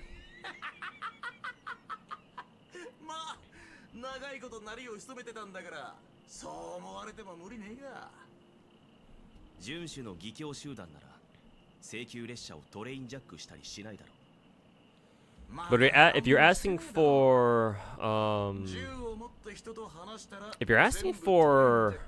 like a double DPS setup, I mean, Topaz is so versatile that she doesn't really other than ratio, she doesn't really like truly synergize with anyone. She just kind of works really well with everyone. Yeah, I would assume any oh yeah, that's right. Sorry, I forgot. Topaz technically supports follow-up attackers because of her Numby state or her debt state or whatever. So yeah, any other follow-up attacker, yeah. Thanks for reminding me, Lazy Devil.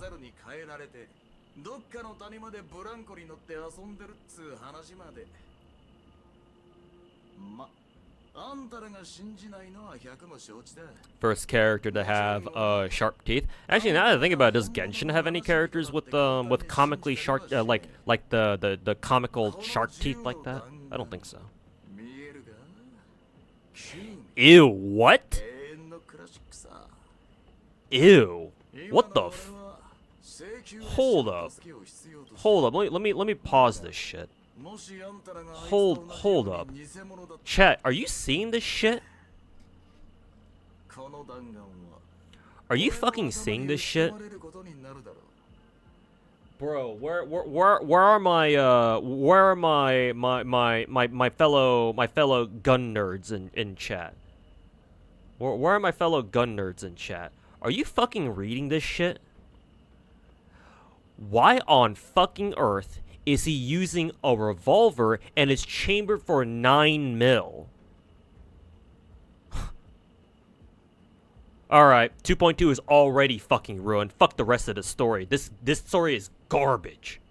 Straight A motherfucking garbage. Toss this script in the fucking trash. Xiaoji, Daowei, sorry man, you gotta let Xiaoji go, man.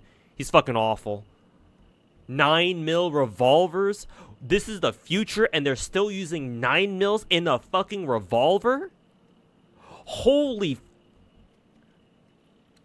the actual fucking autism. And they gave him a fucking cowboy accent on top of that too? Holy fucking shit. No, man. Story's ruined. Everyone go home. Go home. Penacony story no longer exists. They fucking killed Firefly, and back in 2.0, she didn't show up at all in 2.1 until the very fucking end. I thought that was bad. Nah, this shit, bro. Fuck this shit. Nah. We out this bitch. Nah. I've seen enough. Penacony 2.2 story is officially fucking awful. Don't even need to read the rest of the story.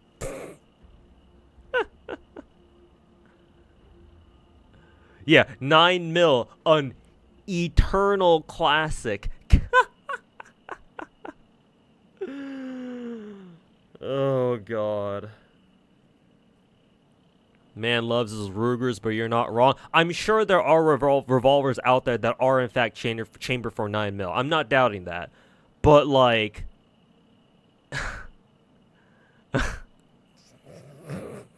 this is fucking comical, bro.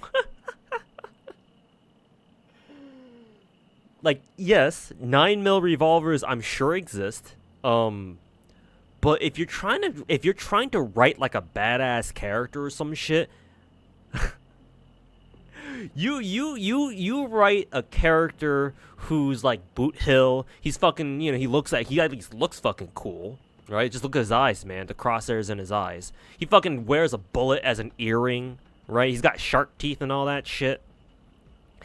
And he's your fucking, gun-toting fucking space cowboy motherfucker, real American shit like that. And then you make his revolver chamber for 9 mil? Are you fucking serious? Like, I get that these are Chinese writers and they don't shoot guns all the time, bro, but like, surely they've heard of bigger calibers than 9mm. Like, bro, are you fucking serious? They even gave Penacony the whole, like, American casino type vibe. And, like, you're telling me they never even watched fucking, well, again, they're Chinese, so I don't know if they have. But, like, bro, you never watched fucking Dirty Harry, right? Fucking the most powerful revolver, the most powerful gun in the world type shit, Chamber 44. At least back in the day it was. Now we got fucking, 500 fucking, Smith and Wessons nowadays. What did they call them again? Let me fucking look up that shit. What was the official name? 500 Smith and yeah, 500. Well, actually, technically, it doesn't even have a name. It's just 500 500 S&W, 500 Smith and Wesson. But yeah, bro, like nah, bro, this ain't it. This ain't it, bros. This ain't it. This ain't it. This ain't it.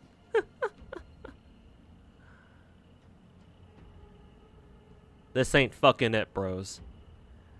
Like, at least give it a magnum round, because that's what revolvers are known for. Like, why in fiction at least, why give a character a fucking 9mm weapon if it's gonna be a fucking revolver? Like, you might as well just give him a handgun. That's good enough. Like, at least 357. Like the OG Magnum cartridge, or the OG Magnum caliber.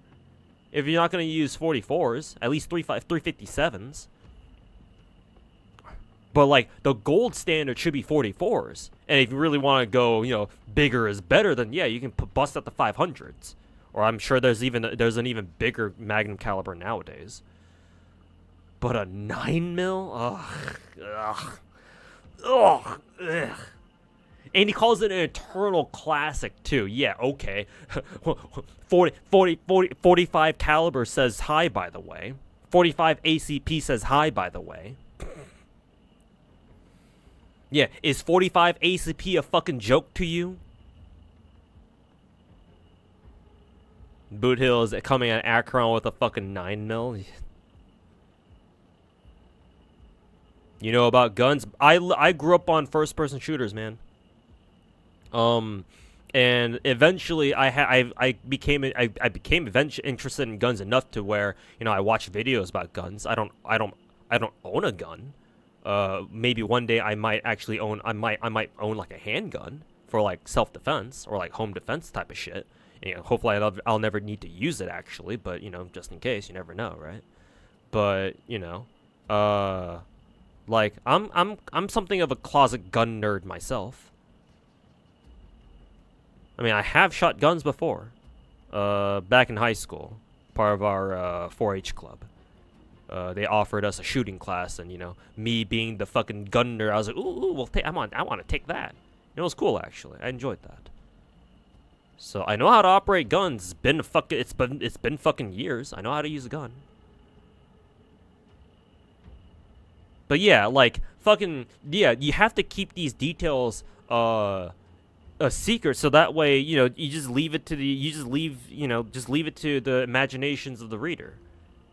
But like saying it, oh my, I expect to see fucking memes about this on Twitter soon. Maybe not immediately, but I expect like the gun nerds of Twitter to get a hold of this scene and fucking absolutely rip it to shreds.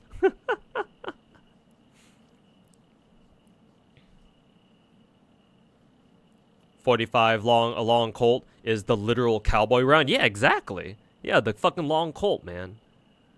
It doesn't even have to be ACP. Yeah, because ACP is meant for pistol magazines, right? Yeah, and the long Colt is the actual like revolver round or something like that. Most COD players are gunners. I wouldn't say most. Plenty of people out there play shooter games and have no idea how guns actually work in game. Or in real life. Like, you kind of have to go out of your way to learn how guns actually work. It's a little more than just like, you know, oh, you know, pick up gun in video game and left click or right trigger and it go boom boom. It's a little bit more complicated than that.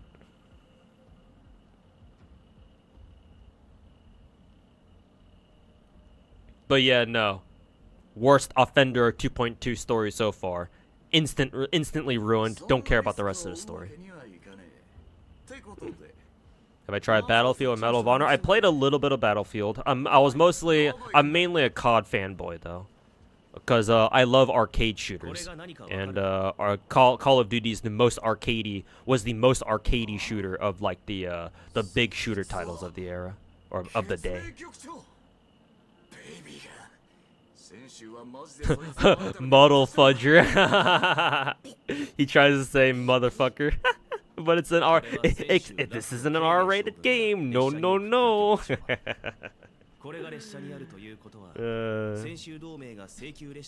Also, hey, look, chat. Pom Pom actually has a part in the story.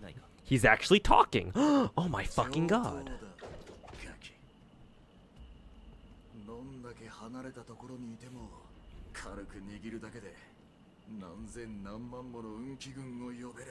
Like arcade House of the Dead when it comes to arcade. Oh no, Rex. Whenever I'm not talking about like literal arcade shooters.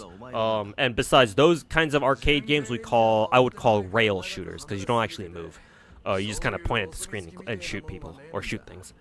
When I say arcade shooter, what I mean is it's a term that people use to describe first-person shooters or hell even third-person shooters that have really fast-paced movement. Or like they're really fast-paced. So like Apex Legends, for example, would be an arcade shooter. Call of Duty has always been an arcade shooter. I guess technically Battlefield could be considered an arcade shooter, but it's more of a grand scale shooter in my opinion. I don't know if there's like a proper term for that.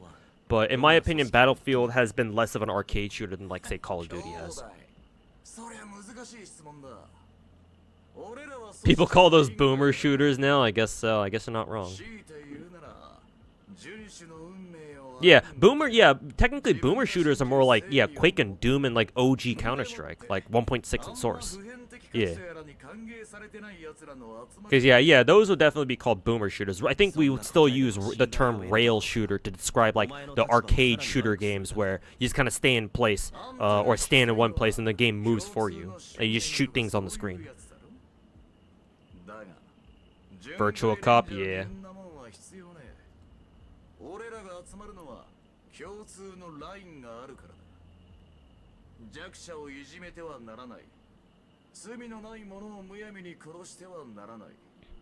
Wolfenstein, yeah. Wolfenstein, Doom.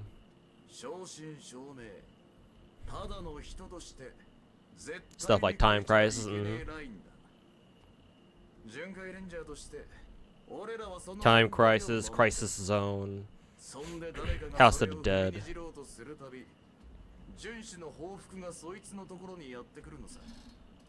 There was that one sniper game where like the cab literally had like a fucking like a fake sniper that you could aim and shoot with. That was cool.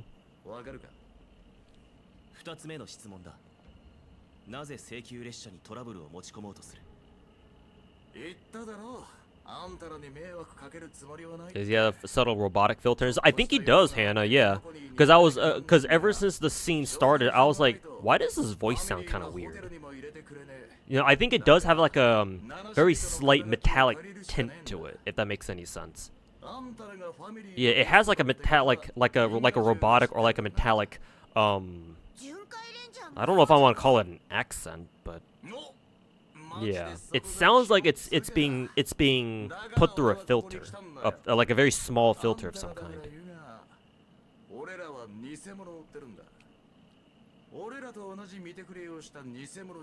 Oh, finally, he's talking about actual shit now. Rangers are pursuing an imposter, son of a nice lady posing as one of us. She's on Penacony right now. Is he talking about Jade? Let me check. Let's see. Oh, he he kicked in the door of the Astral Express because he needs access to he needs to get into Penacony, but he needs to borrow like one of our nameless fucking identities or some shit. Very American of him. The Rangers are pursuing an imposter, a son of a nice lady posing as one of us. She's on Penacony right now. Your informant is a mimic. Oh, Black Swan. He's talking about Black Swan. She's the same as all mimetic organisms. Appearing one, blah, blah, blah, blah. She stares the fuck out of me. Alright, cool. Talking about Acheron? About Acheron? Wait, what? Where is he talking about Acheron? When he says nice lady? But son of Acheron? Wait, that's not... Unless Acheron has like a secret love child with somebody in Starro that we don't know about. And that's not the case unless Mihoyo wants to go down the path of a Mika team.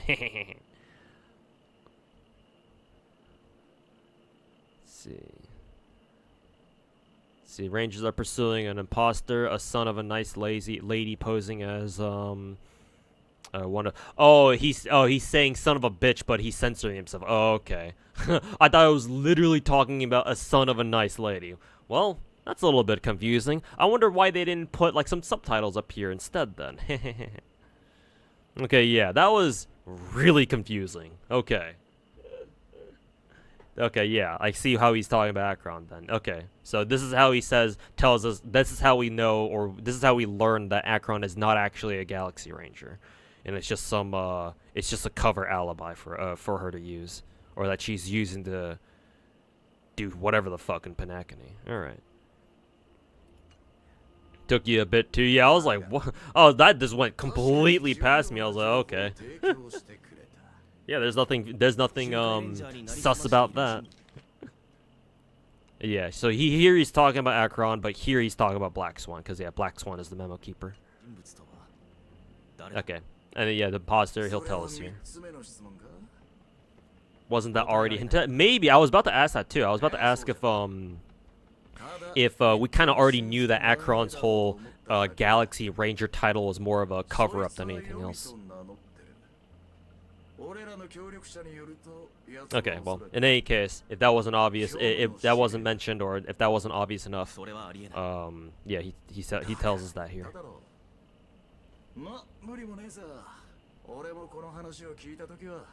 Aventurian brought it. Okay, Aventurian maybe Black Swan brought it up. Okay, then yeah, I must not remember that part.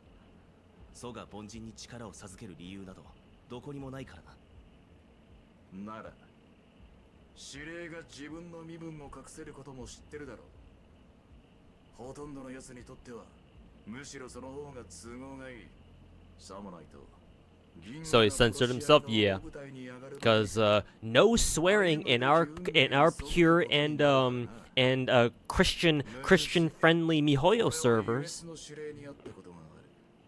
Ironic calling a Chinese game Christian. Though there are actually a lot of religious Chinese in the mainland.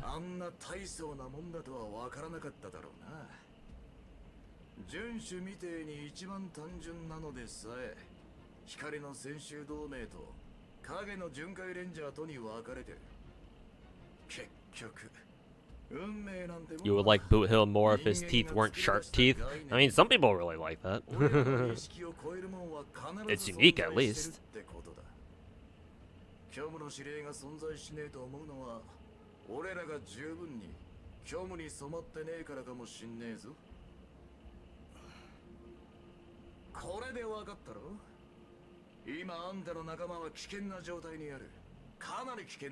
Yeah, we're having we get Boot Hill to gaslight Daniel into joining us down in Penacony. Hey, Tenchidono, welcome back.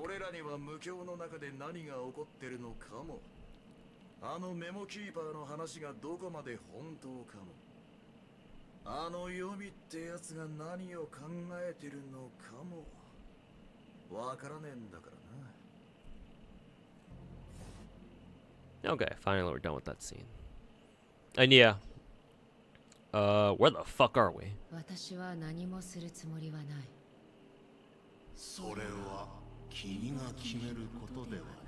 Deep fucking jump scare voice.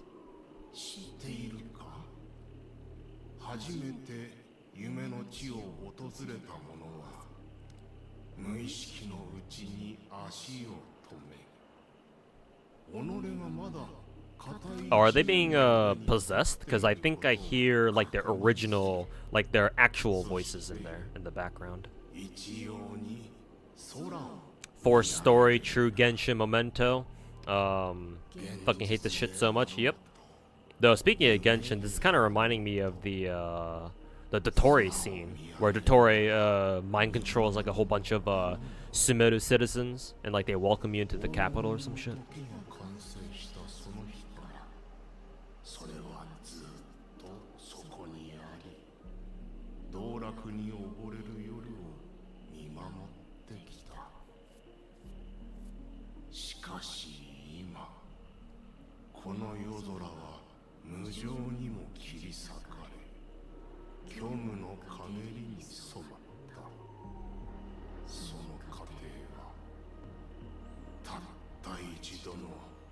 I wonder who did that. 一度それは正確ではないな。正しくは二度。Akron going all, actually. Alright, good night, Malice. Thanks for hanging out. I'll see you next time. That's not the point, nerd.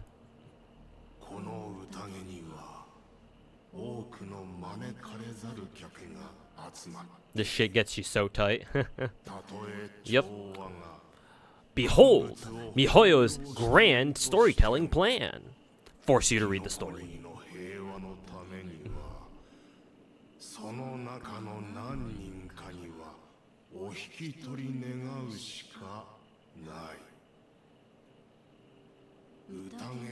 Got a shit ton of FGO and E7 grinding to do because events both expire tomorrow. Yep. Have a good one, man, and best of all with the grind.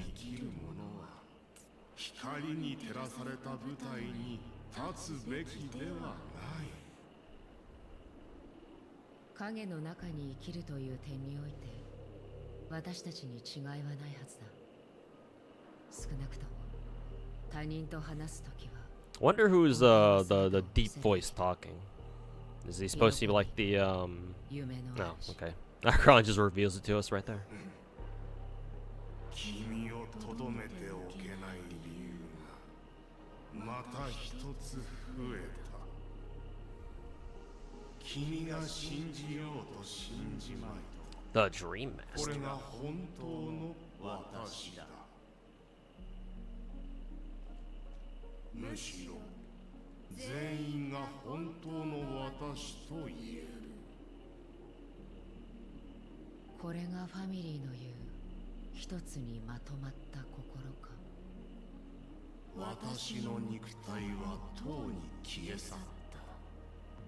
今は王家の10万7336人の子供が私の目とな Wow, り a very specific number. 口となっている。必要な時には私に代わり、この美しい夢の中で Hearing Boo Hill say fudging in English is weird. また必要な時には私の代わりに I do want to listen to a scene that has Boot Hill in it in English though, in game. We just gotta know when he gets a role or when he'll come back so I can actually set the game to English. 身の程をわきまえているようで何よりだ。だが、From the sounds of it, it seems like you're asking me to leave Penacony. Ah, yes, Akron. Captain Obvious much? You made a dumb decision, wail for both characters, got S1 for Robin too. Hey, congrats, man. And, yeah. Oh, well, at least you got him. So. But yeah, now that you have them, now that if you invest into them, they should be great additions to your roster. Boot Hill VA streamer right now. Hey, that's cool. 私の正体を知った上で悪意を見せる者はあなたが初めてでもなければ最後でもない。同じような状況は過去に何度もあった。ほとんどの人は先ほどのような問いに対して勇ましくできないとでも。 Yeesh, it's actually almost 10 o'clock already. God damn. Didn't realize all this time passed this fast. できないなんだ。自信があるのはいいが忘れないでもらいたい。ファミリーは謙虚だが決して軟弱ではない。 Also amazing how much Molly Zhang, how much she's grown, her stream's grown since Star release. Yeah, she's been doing consistent content, I believe, and she's been doing obviously a lot of networking with a lot of other streamers and such. And yeah, Good to see that she's been able to take advantage of her resources to build up a good stream. そしてその前に137人。これは私が夢の主となってからこの手で追放した異邦人の数だ。 Why is this bitch trying to flex how many people he's kicked out of Penacony? A story so far too? Well, I didn't even plan on starting the story today. I wanted to start the story either this weekend or the next. So, but yeah, the game was like, oh no, you have to read the story because it's so good, which is not.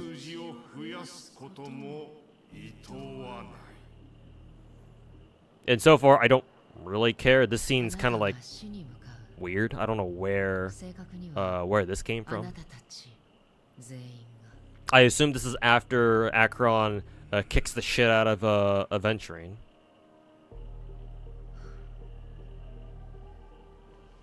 だがそんなことにはならない。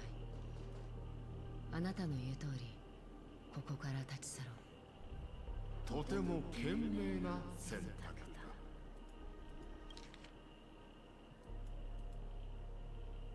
What was the point of Akron threatening them just for her to back down? Okay. Why did she just why did she have to why did she feel like she had to say something? If her plan was to just leave, then just leave.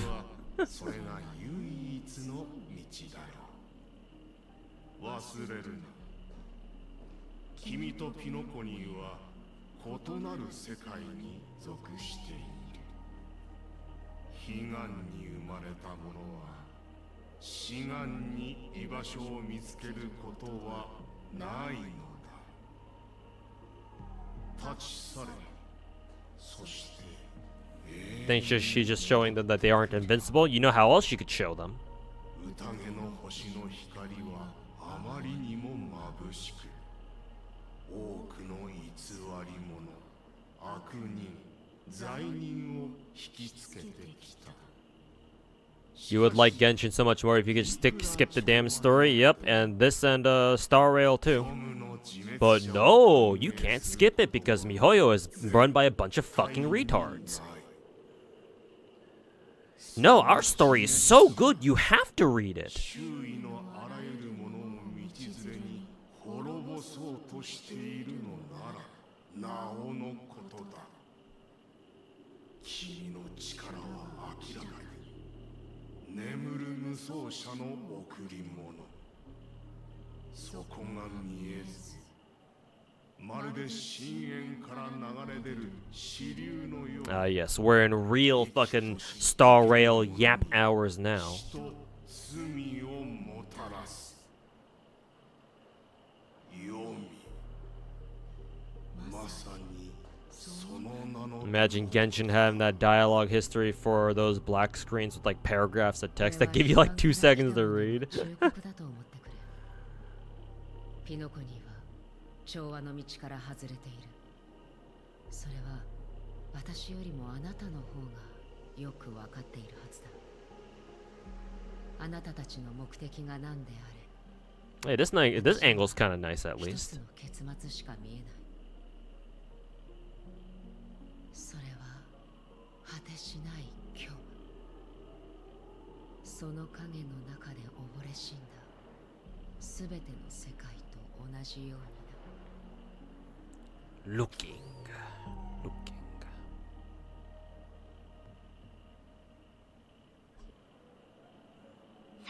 Underboob. Holy fuck, it still keeps going? Yeah, I don't give a shit about this. Hell no, I got work tomorrow, I only have a couple more hours here. No, fuck you.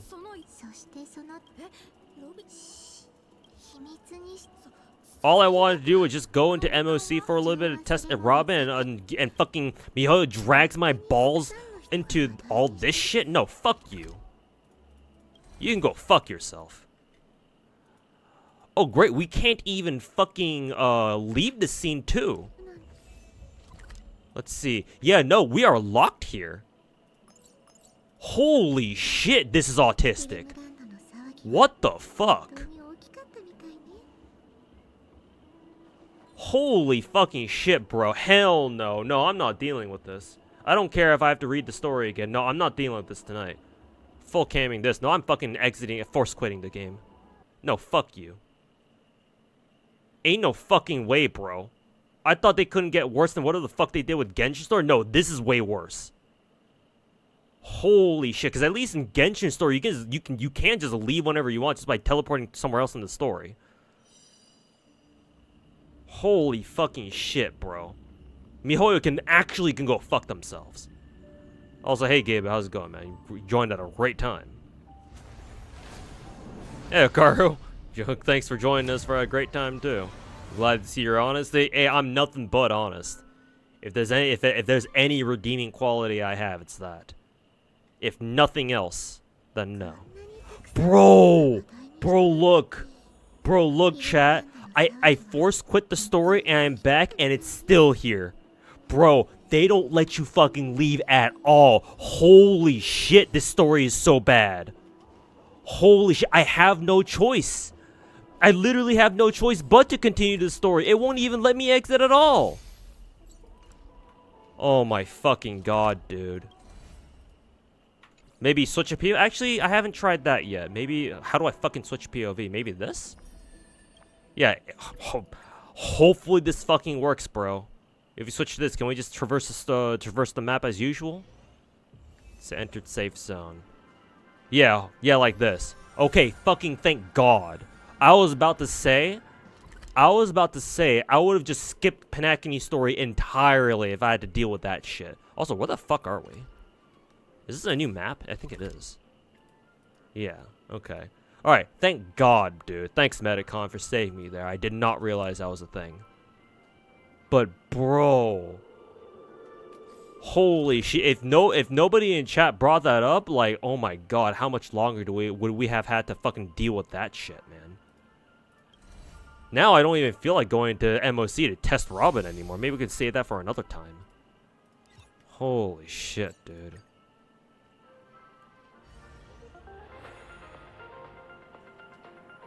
It's just your average Chinese experience being a prisoner in your own country? I guess so, man. Shit. Yeah, I guess you ain't wrong. Fuck, dude.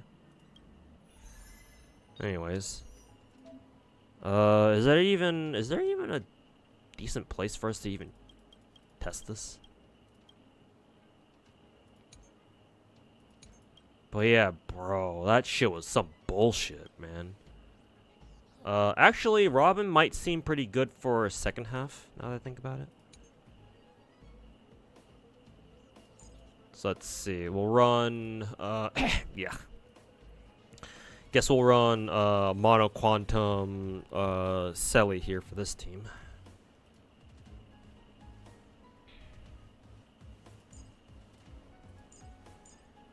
And then for this team,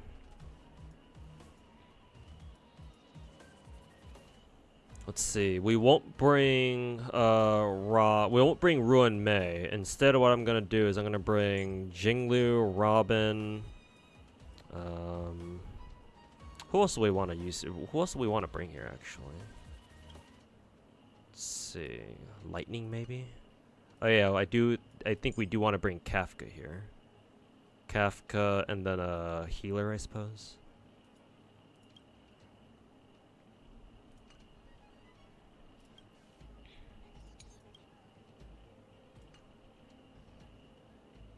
Bailu, I guess. Sure, we'll run this team, I guess. Robin is really powerful. All right. Oh, it's a curiosity. Will I be streaming? Well, yes, Akara, I will try. I know I will. I'll be playing it for sure. Hopefully, I'll find the time to stream it too.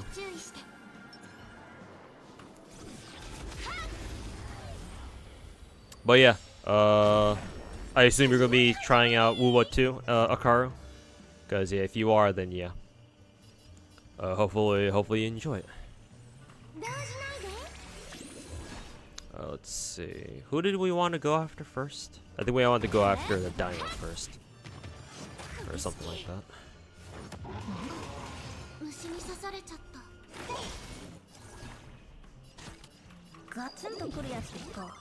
You'll enjoy the game through me. Oh, okay, you're not actually gonna play. Okay, because too many gotchas. All right, gotcha, man. But yeah, good to know then.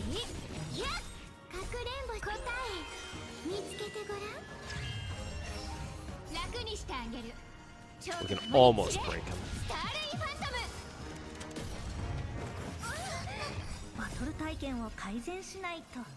I guess I'll go after the. I'll use Silverwolf's ult on the. Bro, there. Wow, 1 HP. 1 fucking HP, bros. Let's see. Break you. Fucking 1 HP.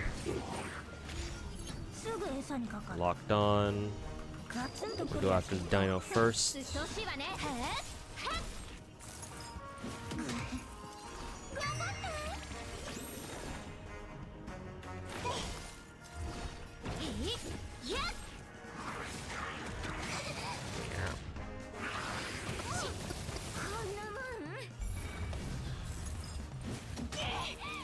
Wow, that did a lot of damage.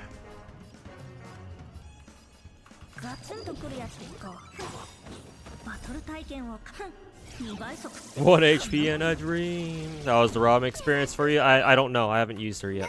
I have her on ready to go in second half. Let's see. I guess we're killing this bitch. Kind of a waste of an ult, but.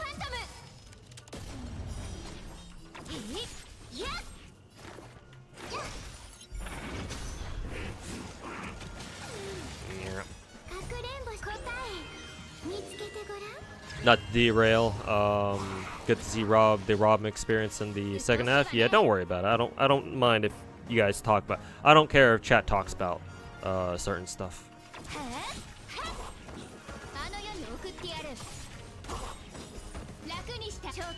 More competition in the exploration and narrative gacha space. Yeah, for sure.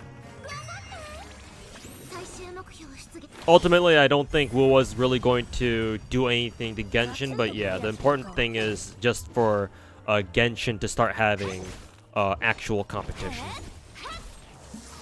That's obviously the most important thing by far. Let's see. Yeah, I think we go for the dino first again, like before. Wow, that did a lot of damage.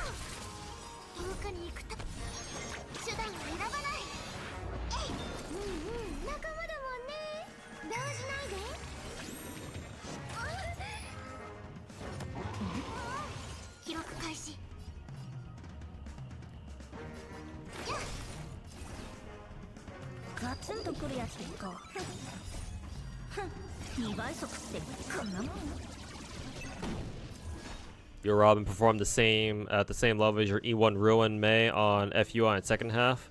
You actually couldn't believe your eyes. Okay, so it appears that Robin is actually kind of cracked then, huh? Nice, very good.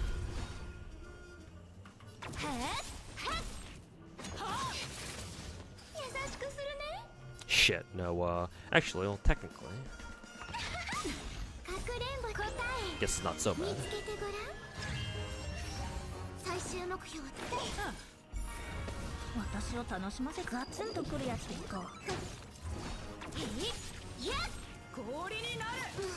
Nice, good effect res.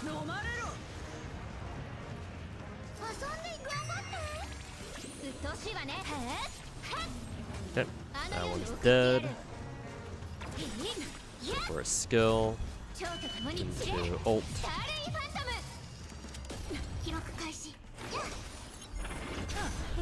Nice. Oof, not quite.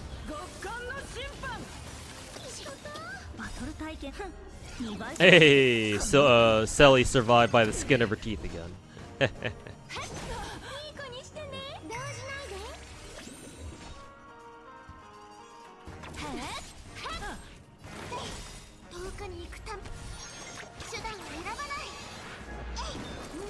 Waiting for Azure Premilia right now. Yeah, I'm excited for that game too. Hopefully Hopefully we'll get like a beta or something later this year. かくれんぼ答え見つけてごらん。優しくする頑張って。はっ楽にした蝶と共に散れ。 And this should kill. 約束された世界。コンセントスタート。一子同時にな。情熱変身。いたの？ Alright, let's see what Robin can do. 危険なリズムで全てが共鳴する。呼吸するその感覚。聞けば見逃そう。月光を剣とす。この月下で全てを照らさん。よいしょ。落ち着いて。みんなで足を入れるな。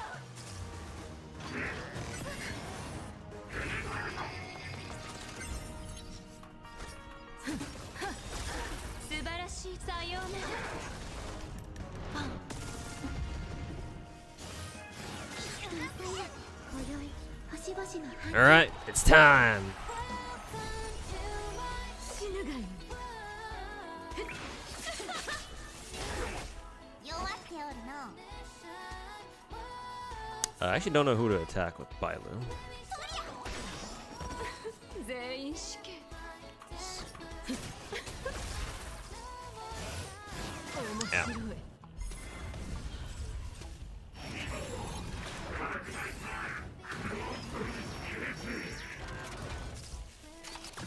Now, 見せて強炭の薬よ。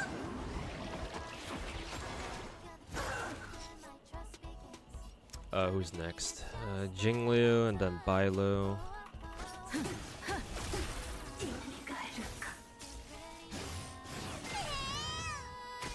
逃げられぬぞ。 Yep, I see the 12k hits and shit like that. 立ちなさい。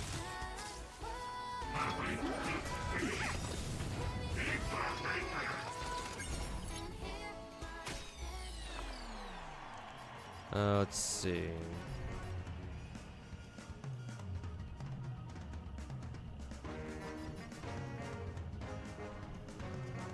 I kind of wonder if I should use Kafka's ult now. Yeah, sure, whatever.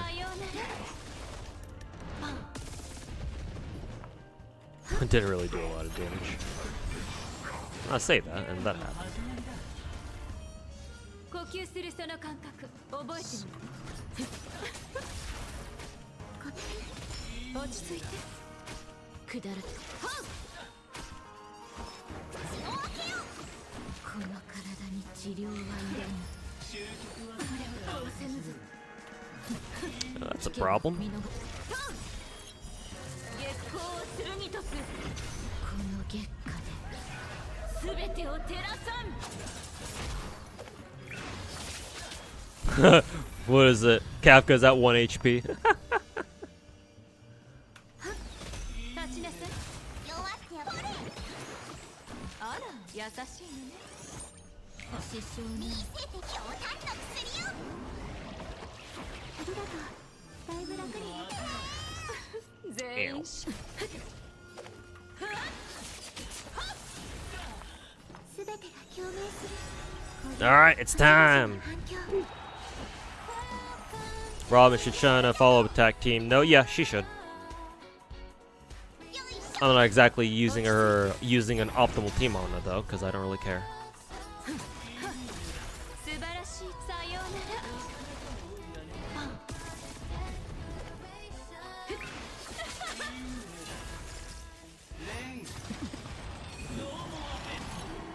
Ooh, we almost one-cycled him, or we almost broke his first bar without getting to this phase.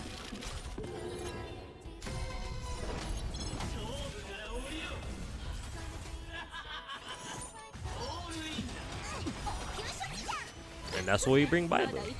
Because fuck you. 直してやろうか。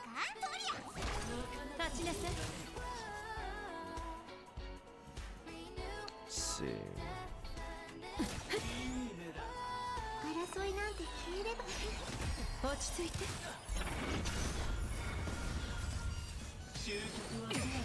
Now.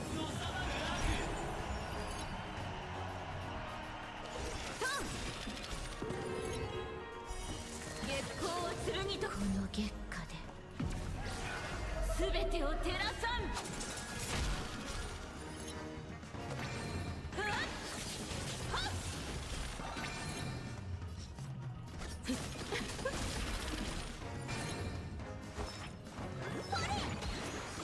この体に治療はいらない立ちなさい素晴らしいさようならパン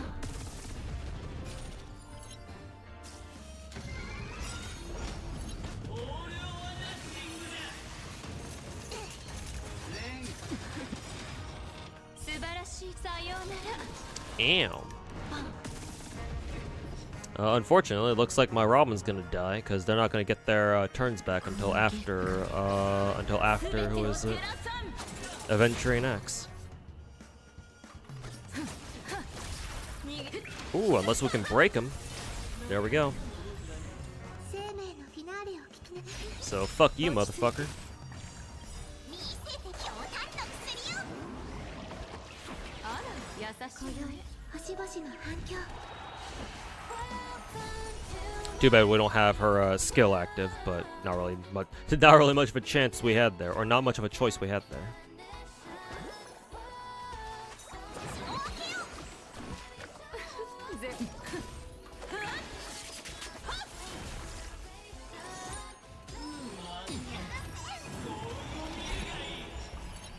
Oh boy, here we go again.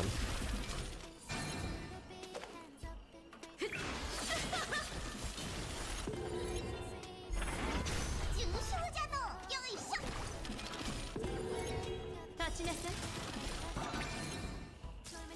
We're not gonna be able to clear this anyway.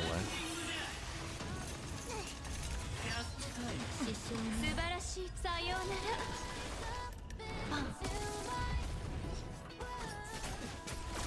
聞けば見逃そう Let's see.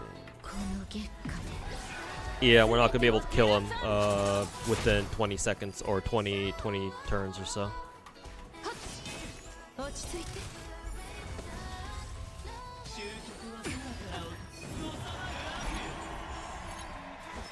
But I do see where her power is. Yeah, for sure. I'll just return. The dinos are mad annoying. I think the idea is that you kill them first. Yeah, you kill them first, and then you deal with the other enemies wherever appropriate. But yeah, my strat against the dinos is that I just go after them first. So with my Robin build, I can expect her to do basically 20k damage off of anybody attacking, pretty much. So that's cool. Free 20k damage, free 20k damage tacked on for basically everything. Power creep in Star Rail is inevitable with the rate of content versus character releases. You have every character, but I think that'll end as it's not worth it. It's not worth it now. Power creep in Star Rail is inevitable. Well, that's your first mistake, thinking that there's power creep.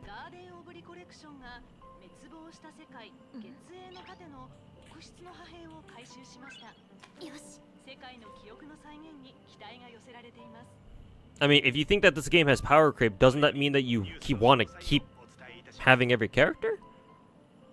Like, where's the logic in not rolling for characters anymore?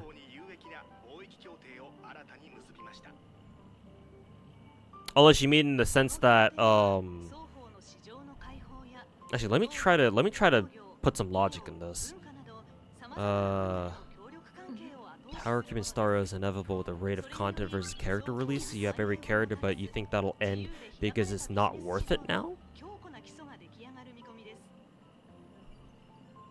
So you want to stop rolling for characters because you know that the characters you roll for will not be worth having, like, for example, a patch or two from now? If that's what you're saying, then that's not true.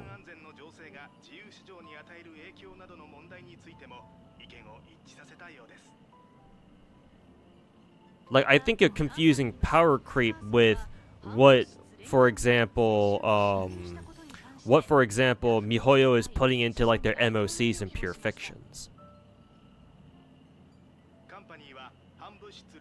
Because if you want to see power creep, my dude, I actually don't know if, yeah, because the MOC doesn't show you what you cleared your last teams with. It's just whatever teams you used last.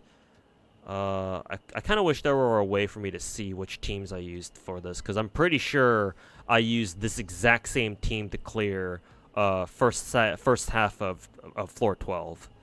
And I was able to 3-star this using a Selly mono quantum team.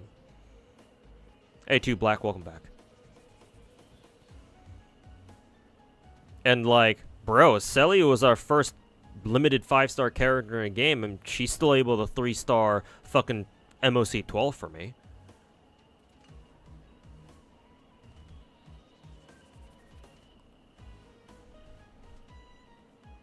So yeah, Soth, I'm not sure what you're trying to say about the whole power creep thing. Check the book. Let's see. Book. Where's the book? Friends clear lineup? Maybe character details? No, that can't be it. No friend. Oh, maybe you're talking about a button outside here?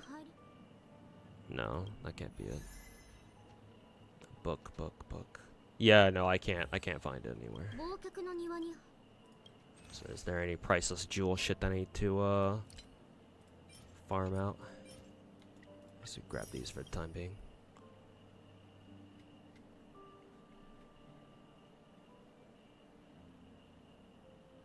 Let's see.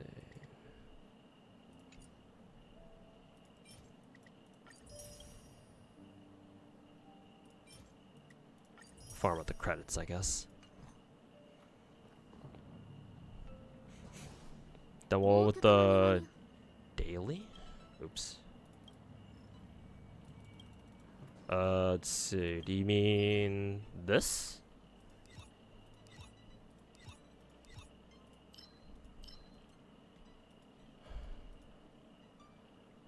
Forgotten Hall.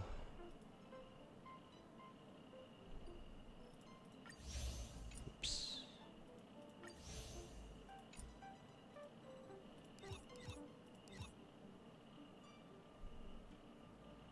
Yeah, I don't know which one you're talking about, Khaled. Maybe he means new tutorial. No, he's not. That's not what I'm talking about. This story makes you appreciate FGO story a lot more. Yeah, man. Yeah. You read MiHoYo stories and you realize how much better FGO's is. So. Anyways. Let's see. It's already 10 o'clock. I really gotta get off. Don't have too much time before I have to go back to bed. So. Oh boy, really wanted to take a look at Firefly's and Jade's leaked kits, but I guess I'm not going to be able to do that tonight. Maybe later this week, the next time I stream or something. So yeah, Robin's cool. Now that I have an idea of how she plays. So. Anyways, that'll do it for me tonight, chat. Can't stick around for too much longer. So. Appreciate everybody hanging out with me for tonight. And yeah, if you guys still need to roll for Robin at some point, best of luck. Wish you all the best. So, but yeah, I like how Acheron's English voice actress is streaming too. Please, women, I love women. Nice. She's been hanging out a little bit too much with Mina Aoyama, it seems. Ugh. Anyways, lots of people to raid tonight. Let's see, raid.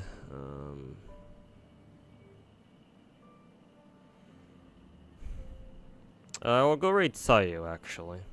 Think she's back to streaming again. Oh boy, did the stream just like fucking crash or something?